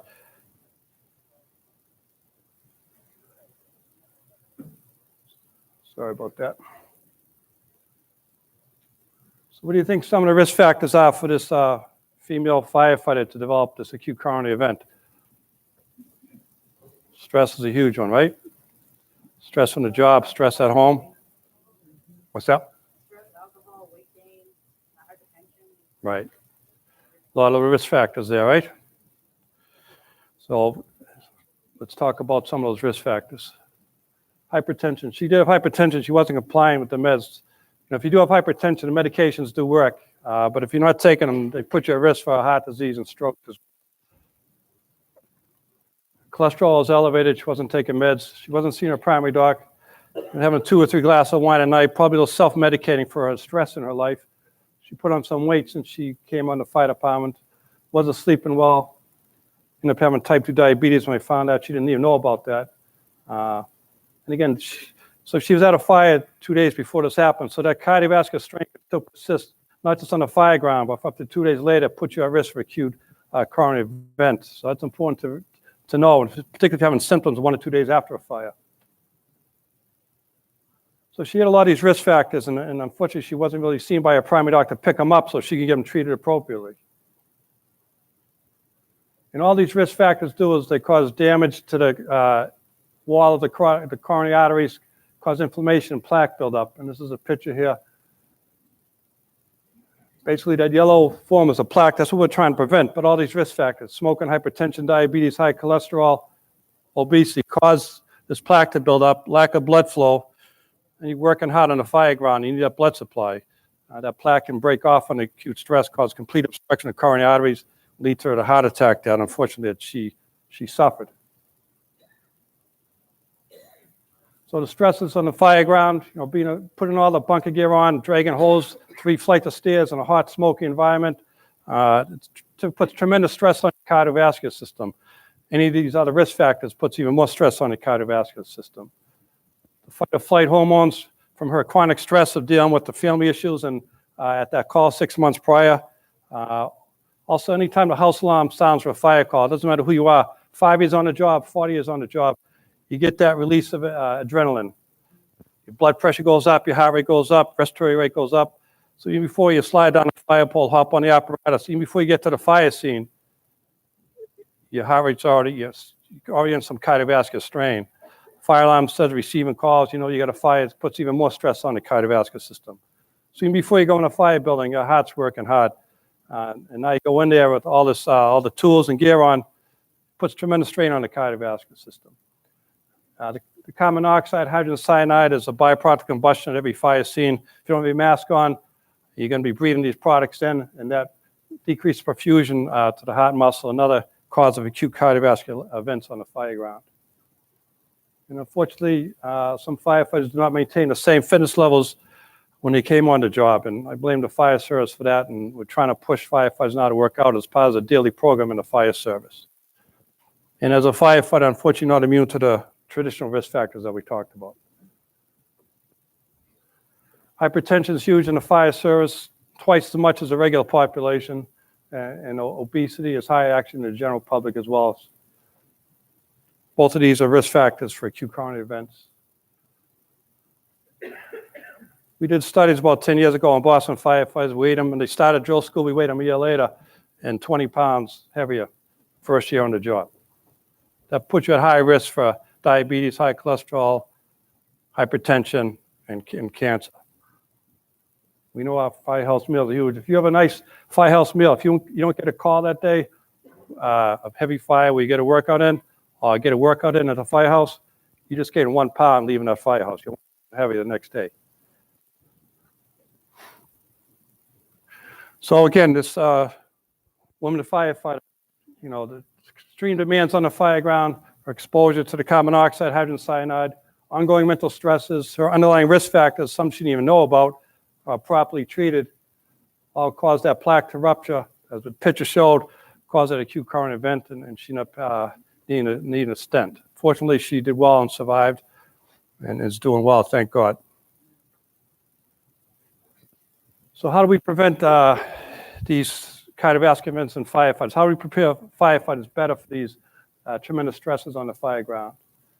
One is to train the trainer where you look like athletes and eat like athletes, sleep like athletes. The other one is getting good comprehensive physical exams. I'm just going to go right to the physicals here.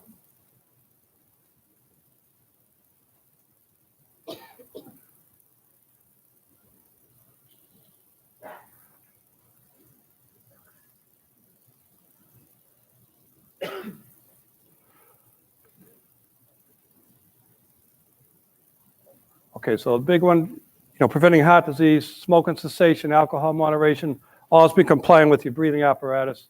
Get back to your fighting weight, healthy nutrition, regular exercise, stay hydrated. These are all very important things you should be doing.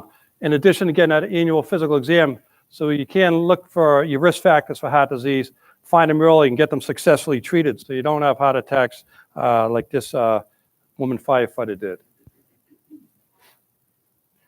So part of the exam that I showed you was for cancer screening, but also part of it is also for getting cardiovascular screenings.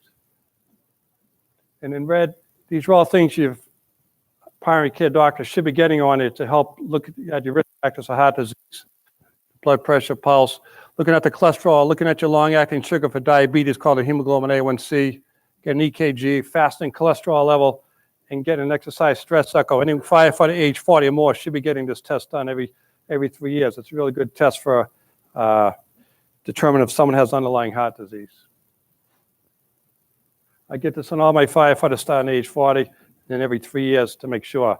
And there's 3 reasons why I get it. It's a much better test than a regular stress test because it looks at the echo of the heart as well, and ultrasound of the heart. It gives you a much better test. Is there any narrowing of the blood vessels or anything concerning than a regular treadmill? Particularly in females, there's a lot of false positives in regular stress tests, so the stress echo is a much better test to get done. Also, a lot of firefighters have what they call LVH, or a big heart, and a lot of them need blood pressure meds. They don't want to go on them. But when I show them the echo, says your heart looks big, you need to get on these medications that can cause sudden death on the fire ground. It's more likely to go on the blood pressure medications. I also get it because sometimes when we reach over age 40, we wonder how far can we push it on the fire ground. If you do well on this test, there's no reason why you can't keep on pushing your fire ground activities at a high level, your workouts at a very high level. So it can be a test that gives you some reassurance as well.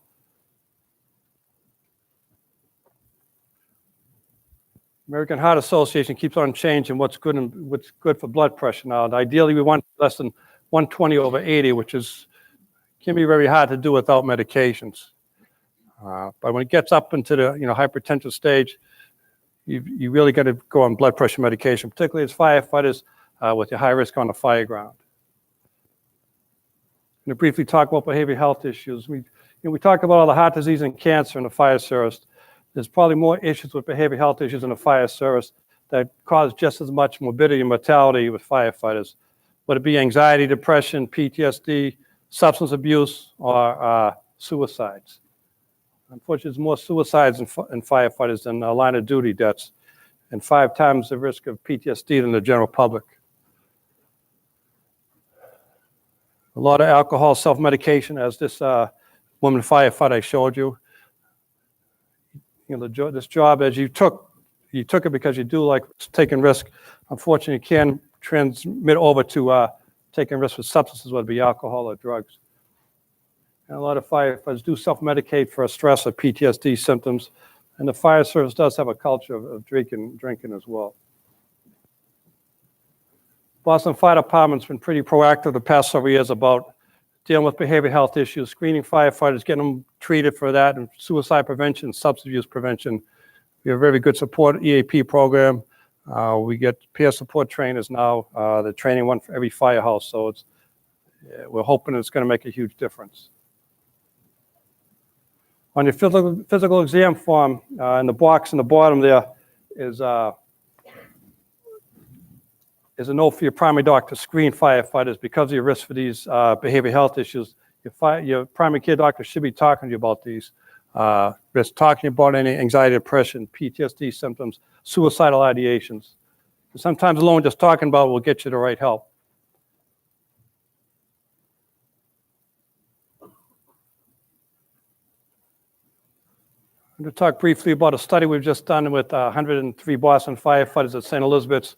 We put these firefighters through 4 different tests: a carotid ultrasound looking for narrowing the carotid arteries and put your risk for stroke. We got abdominal aortic ultrasound looking for aneurysms.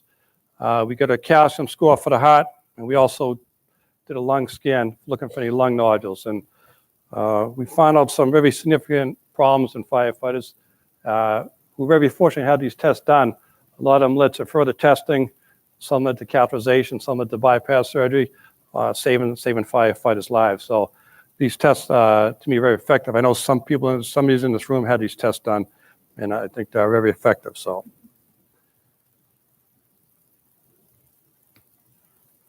So we screened 103 firefighters. We got more. I don't have all the results. We got about 10 or extra ones I got to put in there, but 43 to 64 years age. So 13% had narrowing the carotid arteries. That's you just put you at risk for stroke. These are 103 firefighters working today, right?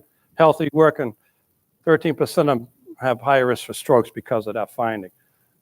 Almost 10% had a aneurysm in the abdomen, which can kill you if it's not found early. They'll be screened regularly to make sure that does not grow any bigger.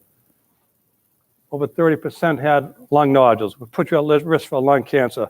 Fortunately, these things are found early, so they didn't be screened every 6 months, every year. If they get increase in size, we can go in there and take care of it. So these are very effective screening tools. And some of these firefighters were a lot of them are non-smokers, healthy firefighters in the 40s coming down with these results. In the calcium scores, almost 70% of our firefighters had elevated calcium scores. Young age firefighters, 70% of them walking around with these calcium buildup. As the picture I showed you, that yellow plaque, that's what they have in the coronary arteries walking around. And they didn't know they had these things until they get these scans done. So when we found these things, these results, we get them all exercise stress echoes with the primary care doctor to determine is there any significant narrowing there that needs intervention. A lot of them led to catheterizations, and some actually led to bypass surgery. And my goal for the fire service is not to need these tests down the road, and hopefully with good lifestyles we won't, but we need them right now. We also found some other things because they scanned the chest and they also scanned the heart, and we found some things we weren't really looking for, but these were found in these firefighters.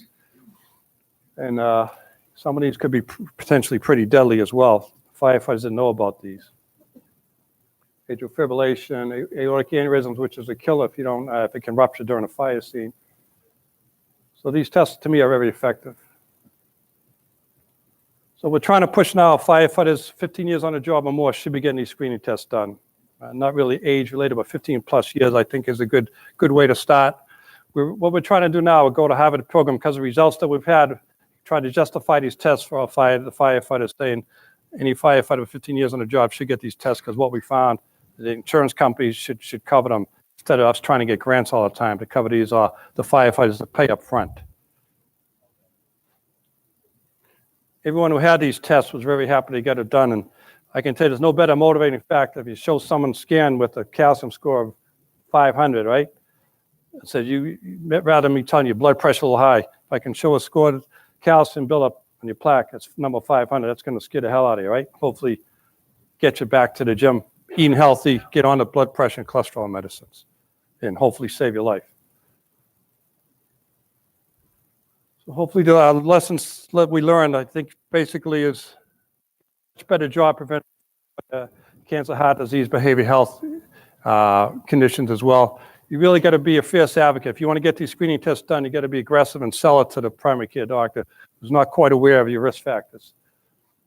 And you got to do a much better job at better self-care and really pushing for these annual exams and screening tests.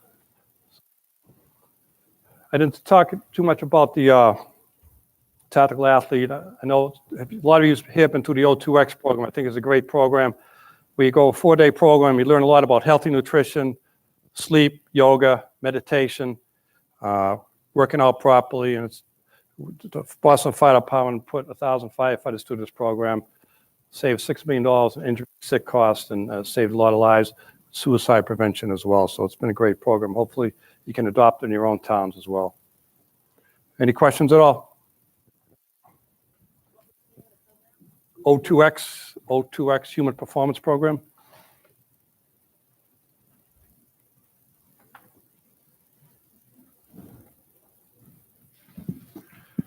So take these forms to your primary doc. They're gonna, and you really have to advocate for yourself to get these tests done.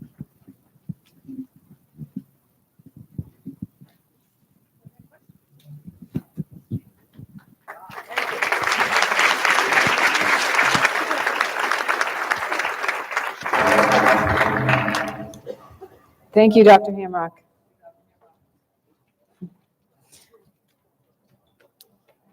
On to our final session of the day. Dr.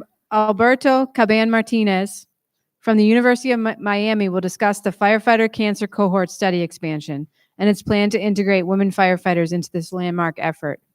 His research primarily examines the cancer burden and risk factors in the first responder workforce. He currently serves as principal investigator of the cancer cohort study expansion. Welcome, Dr. Alberto Caban Martinez. Thank you so much. Thank you. All right, good afternoon, everyone. I realize the only thing standing between your weekend and this presentation is me. So hopefully I'll be able to share with you some information that quickly and helpful to you. I'm really excited to talk to you about integrating biomarkers exposure survey for women firefighters. And I'll explain to you why in just a couple of seconds. I want to begin by first acknowledging the folks that make this work happen. FEMA, the Federal Emergency Management Administration, is a huge funder of the work that we do for all of our firefighters. And the work that I'm presenting to you today is based on their belief in us that we can do this scientific work with you. I want to leave you with 3 key messages from what I'm going to talk to you about this afternoon.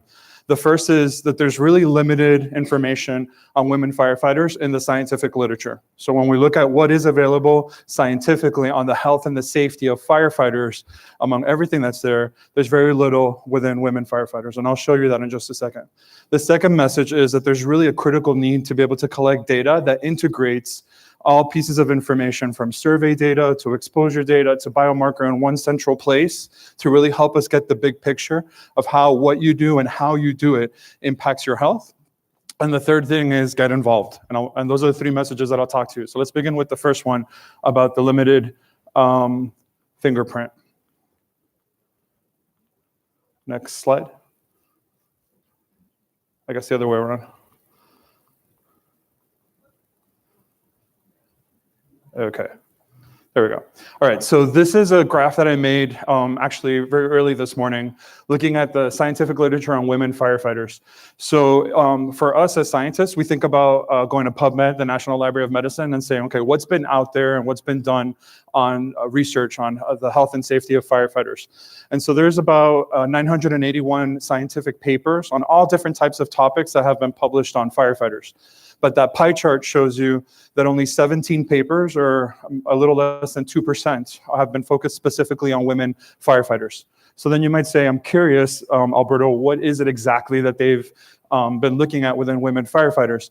And thankfully, most of it is Dr. Sarah Jenke's work that has been really focusing a lot on this particular topic. But what you'll see is that about 9 or half of the articles are on behavioral mental health, with just 1 on cancer, 2 on general well-being, 1 maternal child health, 1 reproductive, and 1 about gear performance, how sometimes the gear of women don't necessarily fit, using men's gear versus women's gear.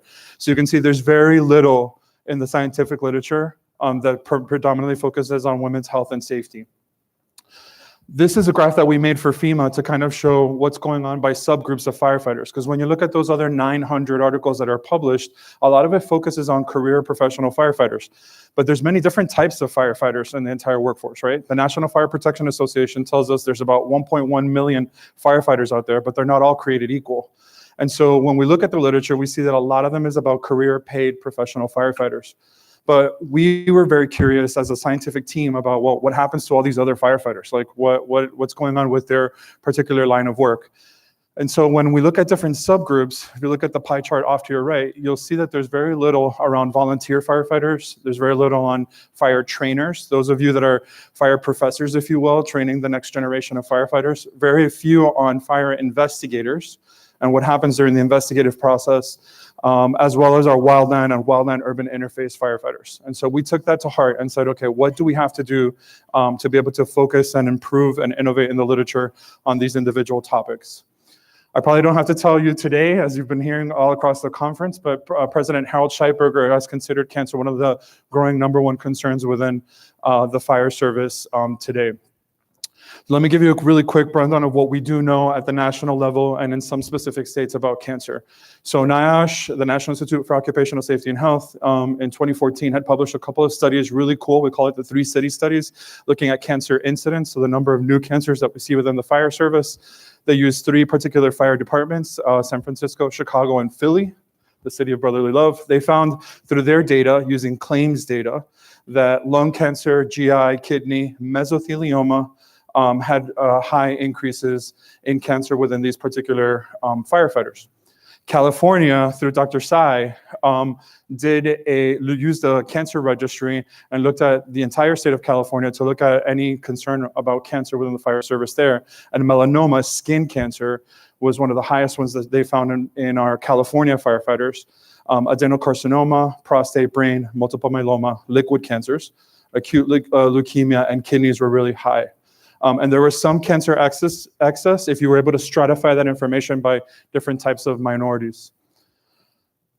I want to show you our experience in Florida. So in Florida, we actually have a dedicated Florida Firefighter Cancer Registry, where we're actually able to look at also the different types of cancers that appear in firefighters.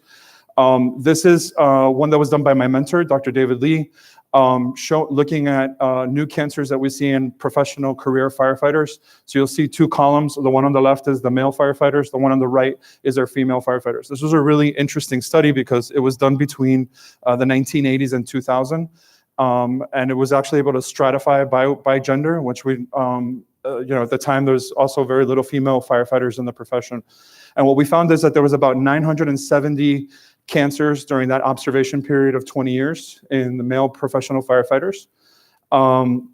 The ones that, among our female firefighters, there was 52 cases, and there was an SIR of 1.63. Now, why do I care about this number, this SIR 1.63? So that's an incidence rate. Those are that number. If it's above the number 1, we think about it as you're at risk for developing cancer. If it's below the number 1, you're not at risk of developing cancer. And so what we're seeing is that among our women firefighters, there's a sort of high increased risk overall for the development of cancer. So what type of cancers do we care about? Well, within the men, within our Florida, we were thinking about bladder, thyroid, and testicular cancer. And among our female firefighters, we were concerned about thyroid, Hodgkin's lymphoma, and cervical cancers, which were slightly elevated compared to the general Florida population.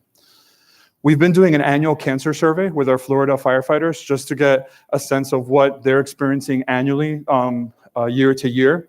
And through that data, we were able to find that our Florida firefighters had an increased rate of melanoma compared to the general population. So that's scary to us because, like, why is this subgroup of the population having a slightly higher increased risk of these types of cancers? The other sort of concerning fact was that we see it at a younger age. So the diagnosis of when that melanoma was occurring on average was around 42 years of age for our firefighters compared to 64. So we see these sort of increased risks of those cancers. When we look around the entire world, what do we consider sort of as risk for the development of cancer? So IARC, the International Association for Research on Cancer, it's sort of the world body from the World Health Organization that sets standards of concern. In 2010, they put out a monograph indicating that people that were in the job, just the title as a firefighter, was at an increased or possibly carcinogenic to human risk. So not that you came across a substance, but the fact that you were employed in that profession increased your risk. Mind you, this was the same monograph where they included shift work as a possible risk factor for cancer, right? So if you think about both of the things you do, just being a firefighter plus engagement in shift work, what does that do to risk? So I don't want to scare you that it's all doom and gloom, but I do want to ask you a question about since you guys are first responders and see a lot of the population, what are the top 3 causes of death that we normally see among most Americans? Number 1, cardiac disease. Number 2, it's cancer. I know it's Friday afternoon, but bear with me. And number 3, injuries, right? So the top 3 causes of death, this is data produced by the Center for Disease Control in Atlanta, and they tabulate every year, and this is the freshest data, 2010. Believe me, as an epidemiologist, I wish we could get it in real time. But in 2017 is the latest data, and you'll see all the way to your right, the total The number one cause of disease among most Americans is heart disease, followed by neoplasms, cancer, and then followed by unintentional injuries. So what I'm saying is most Americans die of cancer. What we're trying to do with our studies is try to understand why we see specific types of cancers that are more elevated within the fire service than we normally see in the general population. Whoops. So I wanted to show you a video from Lieutenant Tina Golier from Miami-Dade Fire Rescue to sort of bring home the point on why we're thinking about studying cancer in the fire service. So I'm going to ask AV to help me play this.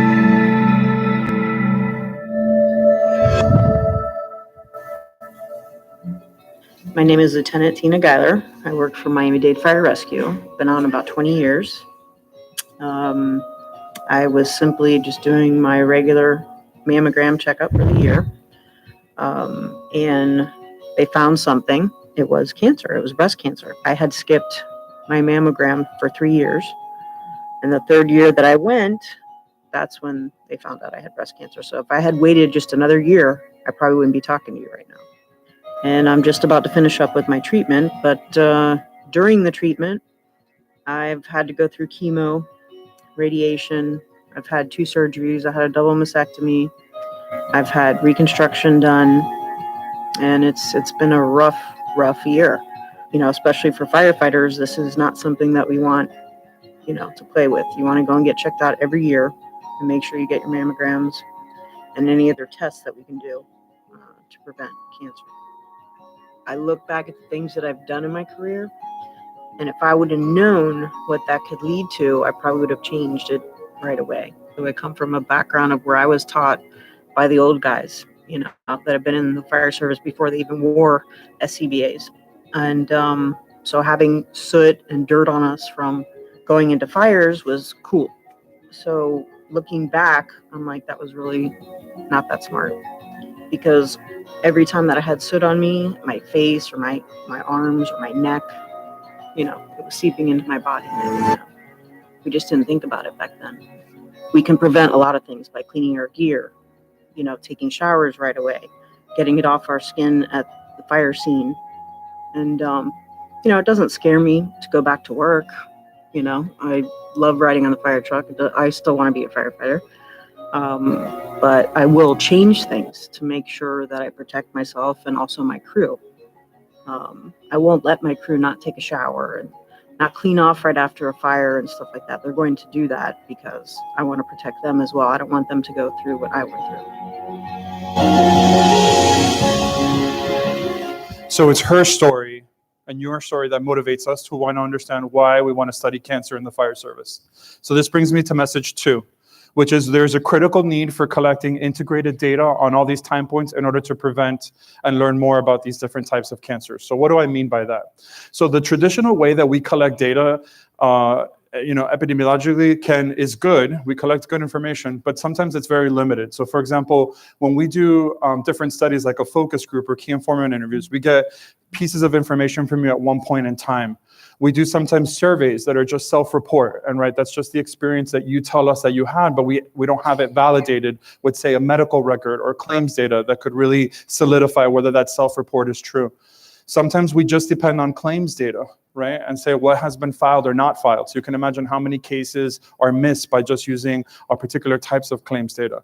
Sometimes we only use fire department charts to get information about how many incidences you've been on, but that doesn't really speak to the types of exposures that you get while you're on a particular type of event. Sometimes you just donate a sample at one point in time, which may be a little bit different, limited, or cross-sectional study designs. And so these are all what has been used in the literature so far, but we need a more robust and innovative approach to try to look at the big picture of what is it that causes cancer. And one of the main reasons is because cancer takes a really long time to develop, The latency period, There's a long time that we have to wait before we actually see somebody develop cancer can be sort of frustrating from a research perspective because we want to have early onset markers that help us get at it a little bit earlier, detect and prevent that information early on. And so one of the things that we want to be able to do is use repeated measures for a long period of time to try to understand what type of effects we care about. Like Dr. Burgess was saying a little bit earlier this afternoon, we're really interested in cellular mechanisms. Like, what is it from immediate exposure that you get from a fire incident response? What is that doing to our biology, and what is it that's impacting?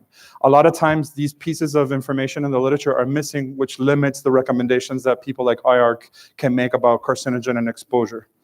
So we have built a national study that's called the Firefighter Cancer Cohort Study. It's a prospective study where we enroll firefighters at any point in time and follow them forward for almost a number of decades. And what are some of the advantages of doing that?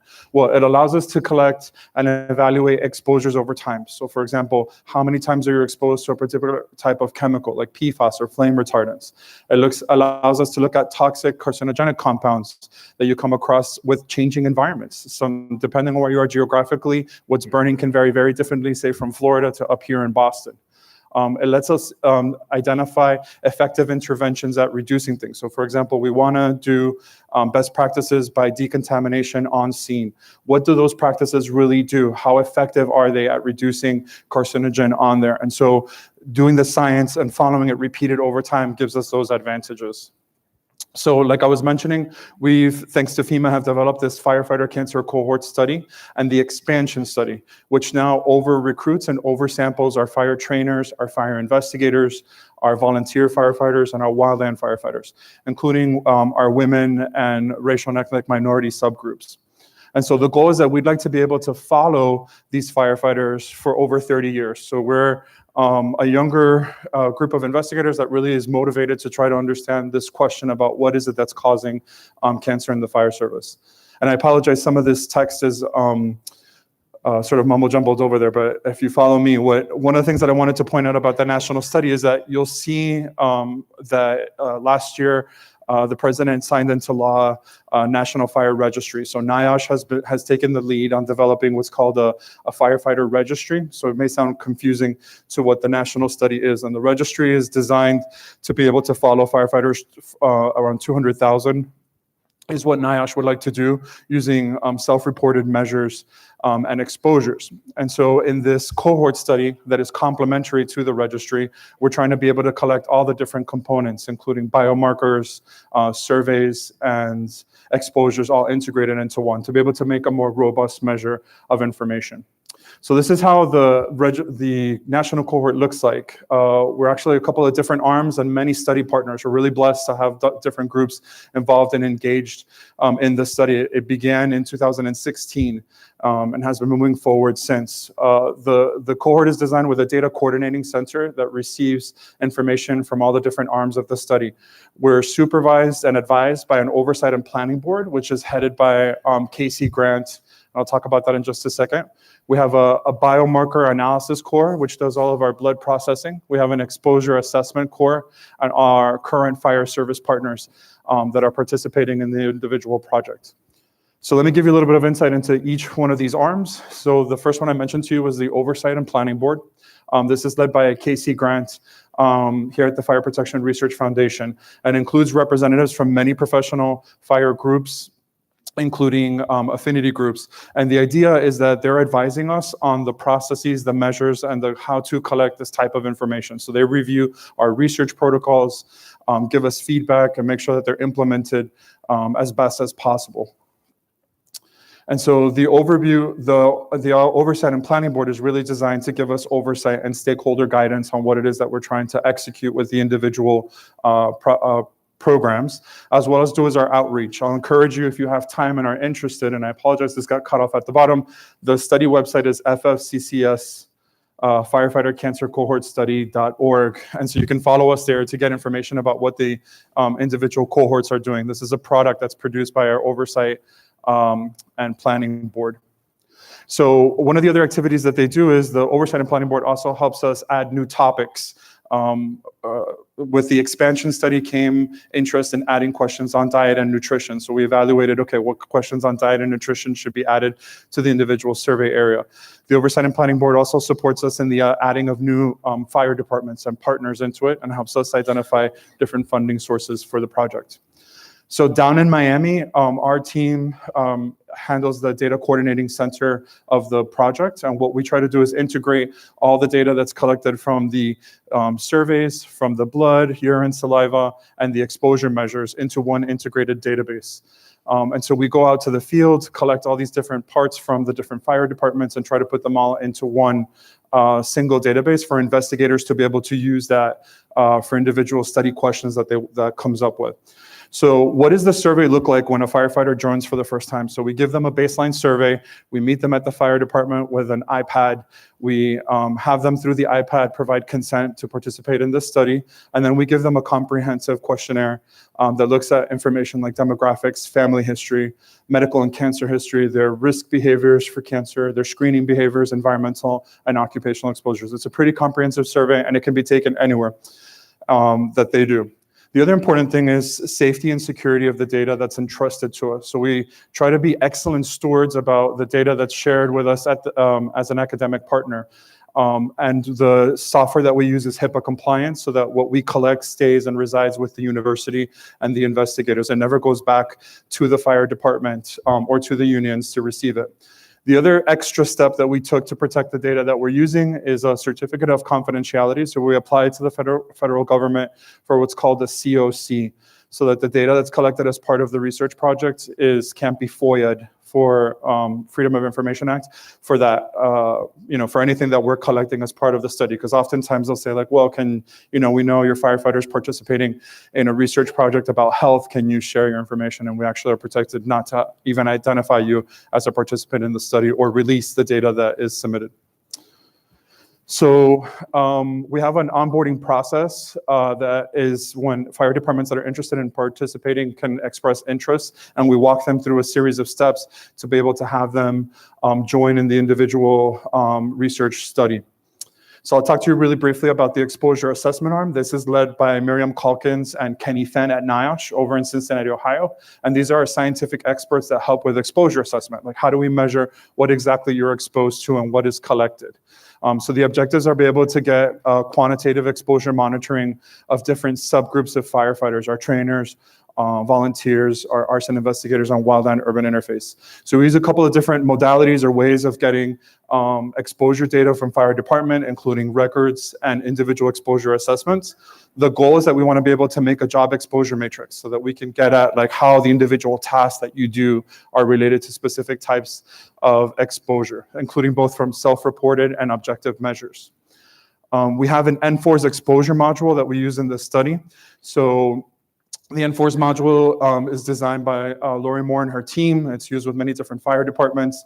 This is sort of a self-report mechanism that you can, after an individual fire incident response, submit what you were exposed to, like what type of personal protective equipment you had, what type of symptoms you are. In Florida, we use one called the Personal Exposure Record, PER, to be able to document the same thing. It's information about what individual exposures you had post-fire incident response. Some of the samples that are collected for the exposure unit are urine, breath, blood, and wristbands. So we try to get different mediums of how to collect exposure after you've been into individual fire. So I wanted to show you an example of how we use wristbands to collect exposure data. So if you use silicone-based wristbands, silicone's a really good material that attracts things that are floating in the environment. It's porous.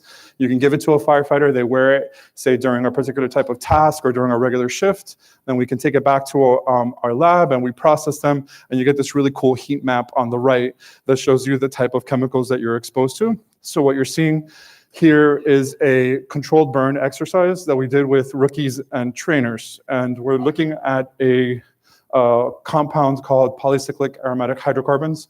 They're a proxy measure for carcinogens.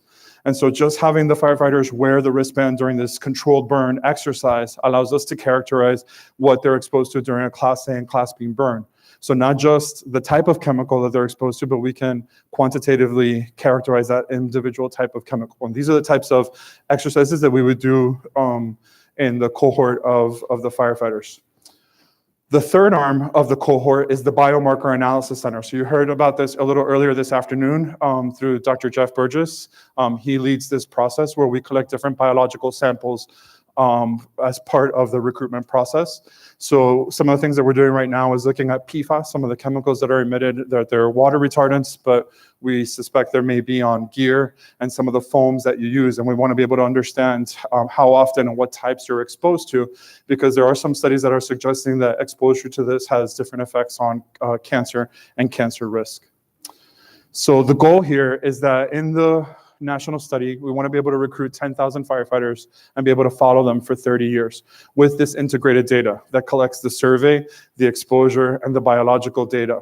So when we meet a firefighter at baseline for the first time, one of the first things we do is try to collect urine, blood, saliva, buccal cells, measure their exposures, what they have had done, and then give them a survey.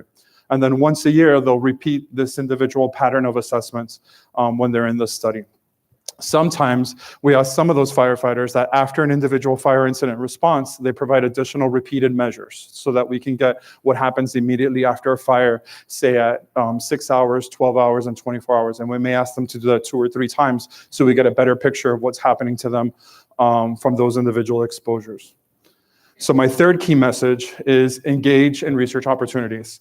I am so happy and motivated to see you all here today in this room. We did a similar symposium in Miami last summer, and the inspiration to see you all interested in health and safety for women firefighters is amazing and really motivational. The only way we can improve the research that is available to inform practice of being a firefighter is by participating in the research. And so this is your chance to help us as scientists. So, reach out to Casey Grant, let him know that you're interested in this research and how we can get your fire department involved in the integrated cohort study. Give us suggestions and feedback like Dr. Jenke was mentioning today. It's really this science that informs what we do, and we really need you to be able to participate and engage in it. So here's the website where you can see it. It's down here at the bottom, ffccs.org, and that's my email address to be able to reach me if you have any questions. I'd be happy to answer any questions from the audience. Oh, sorry. Yeah, one at a time on a Friday. Sorry, I forgot where we were and what time. I forgot where we were. Are you providing the results of the testing that's being done to firefighters as the 30-year process goes on? Yeah, excellent question. So yes, we do give back all the data and what the interpretation of that data when a firefighter asks for it. It's important to know, because this is why I said this is a really good question, that the data we're doing is we're not actually running clinical exams, right? It's not like we're doing dyslipidemia and hypoglycemia, like hemoglobin A1C. We're actually doing research tests to understand what's going on. So whenever we do, say, a test for your PFAS levels or the levels of pHs or what your wristband showed you, we're providing those back to the firefighter, but they're scientific results, not necessarily clinical results. Good question.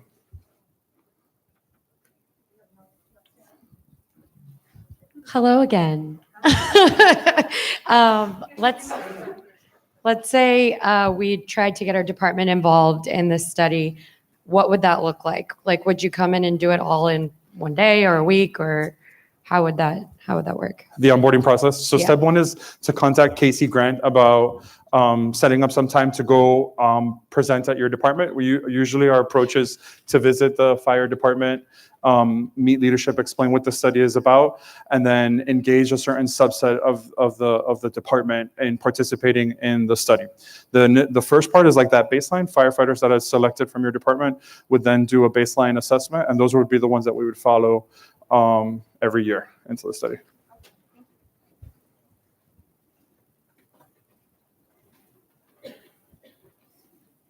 They want to get out. It's Friday. All right. Thank you all very much. Thank you.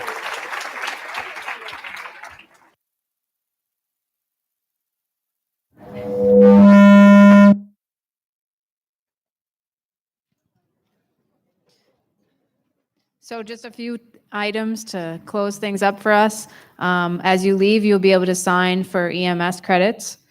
The survey will be sent to your email. You can send us any questions and check out takenosmoke.org. On behalf of the commissioner and the department, I'd like to thank all of our speakers for today, and especially thank you all for coming. And we hope you can stay for the networking and open bar next door. Thank you.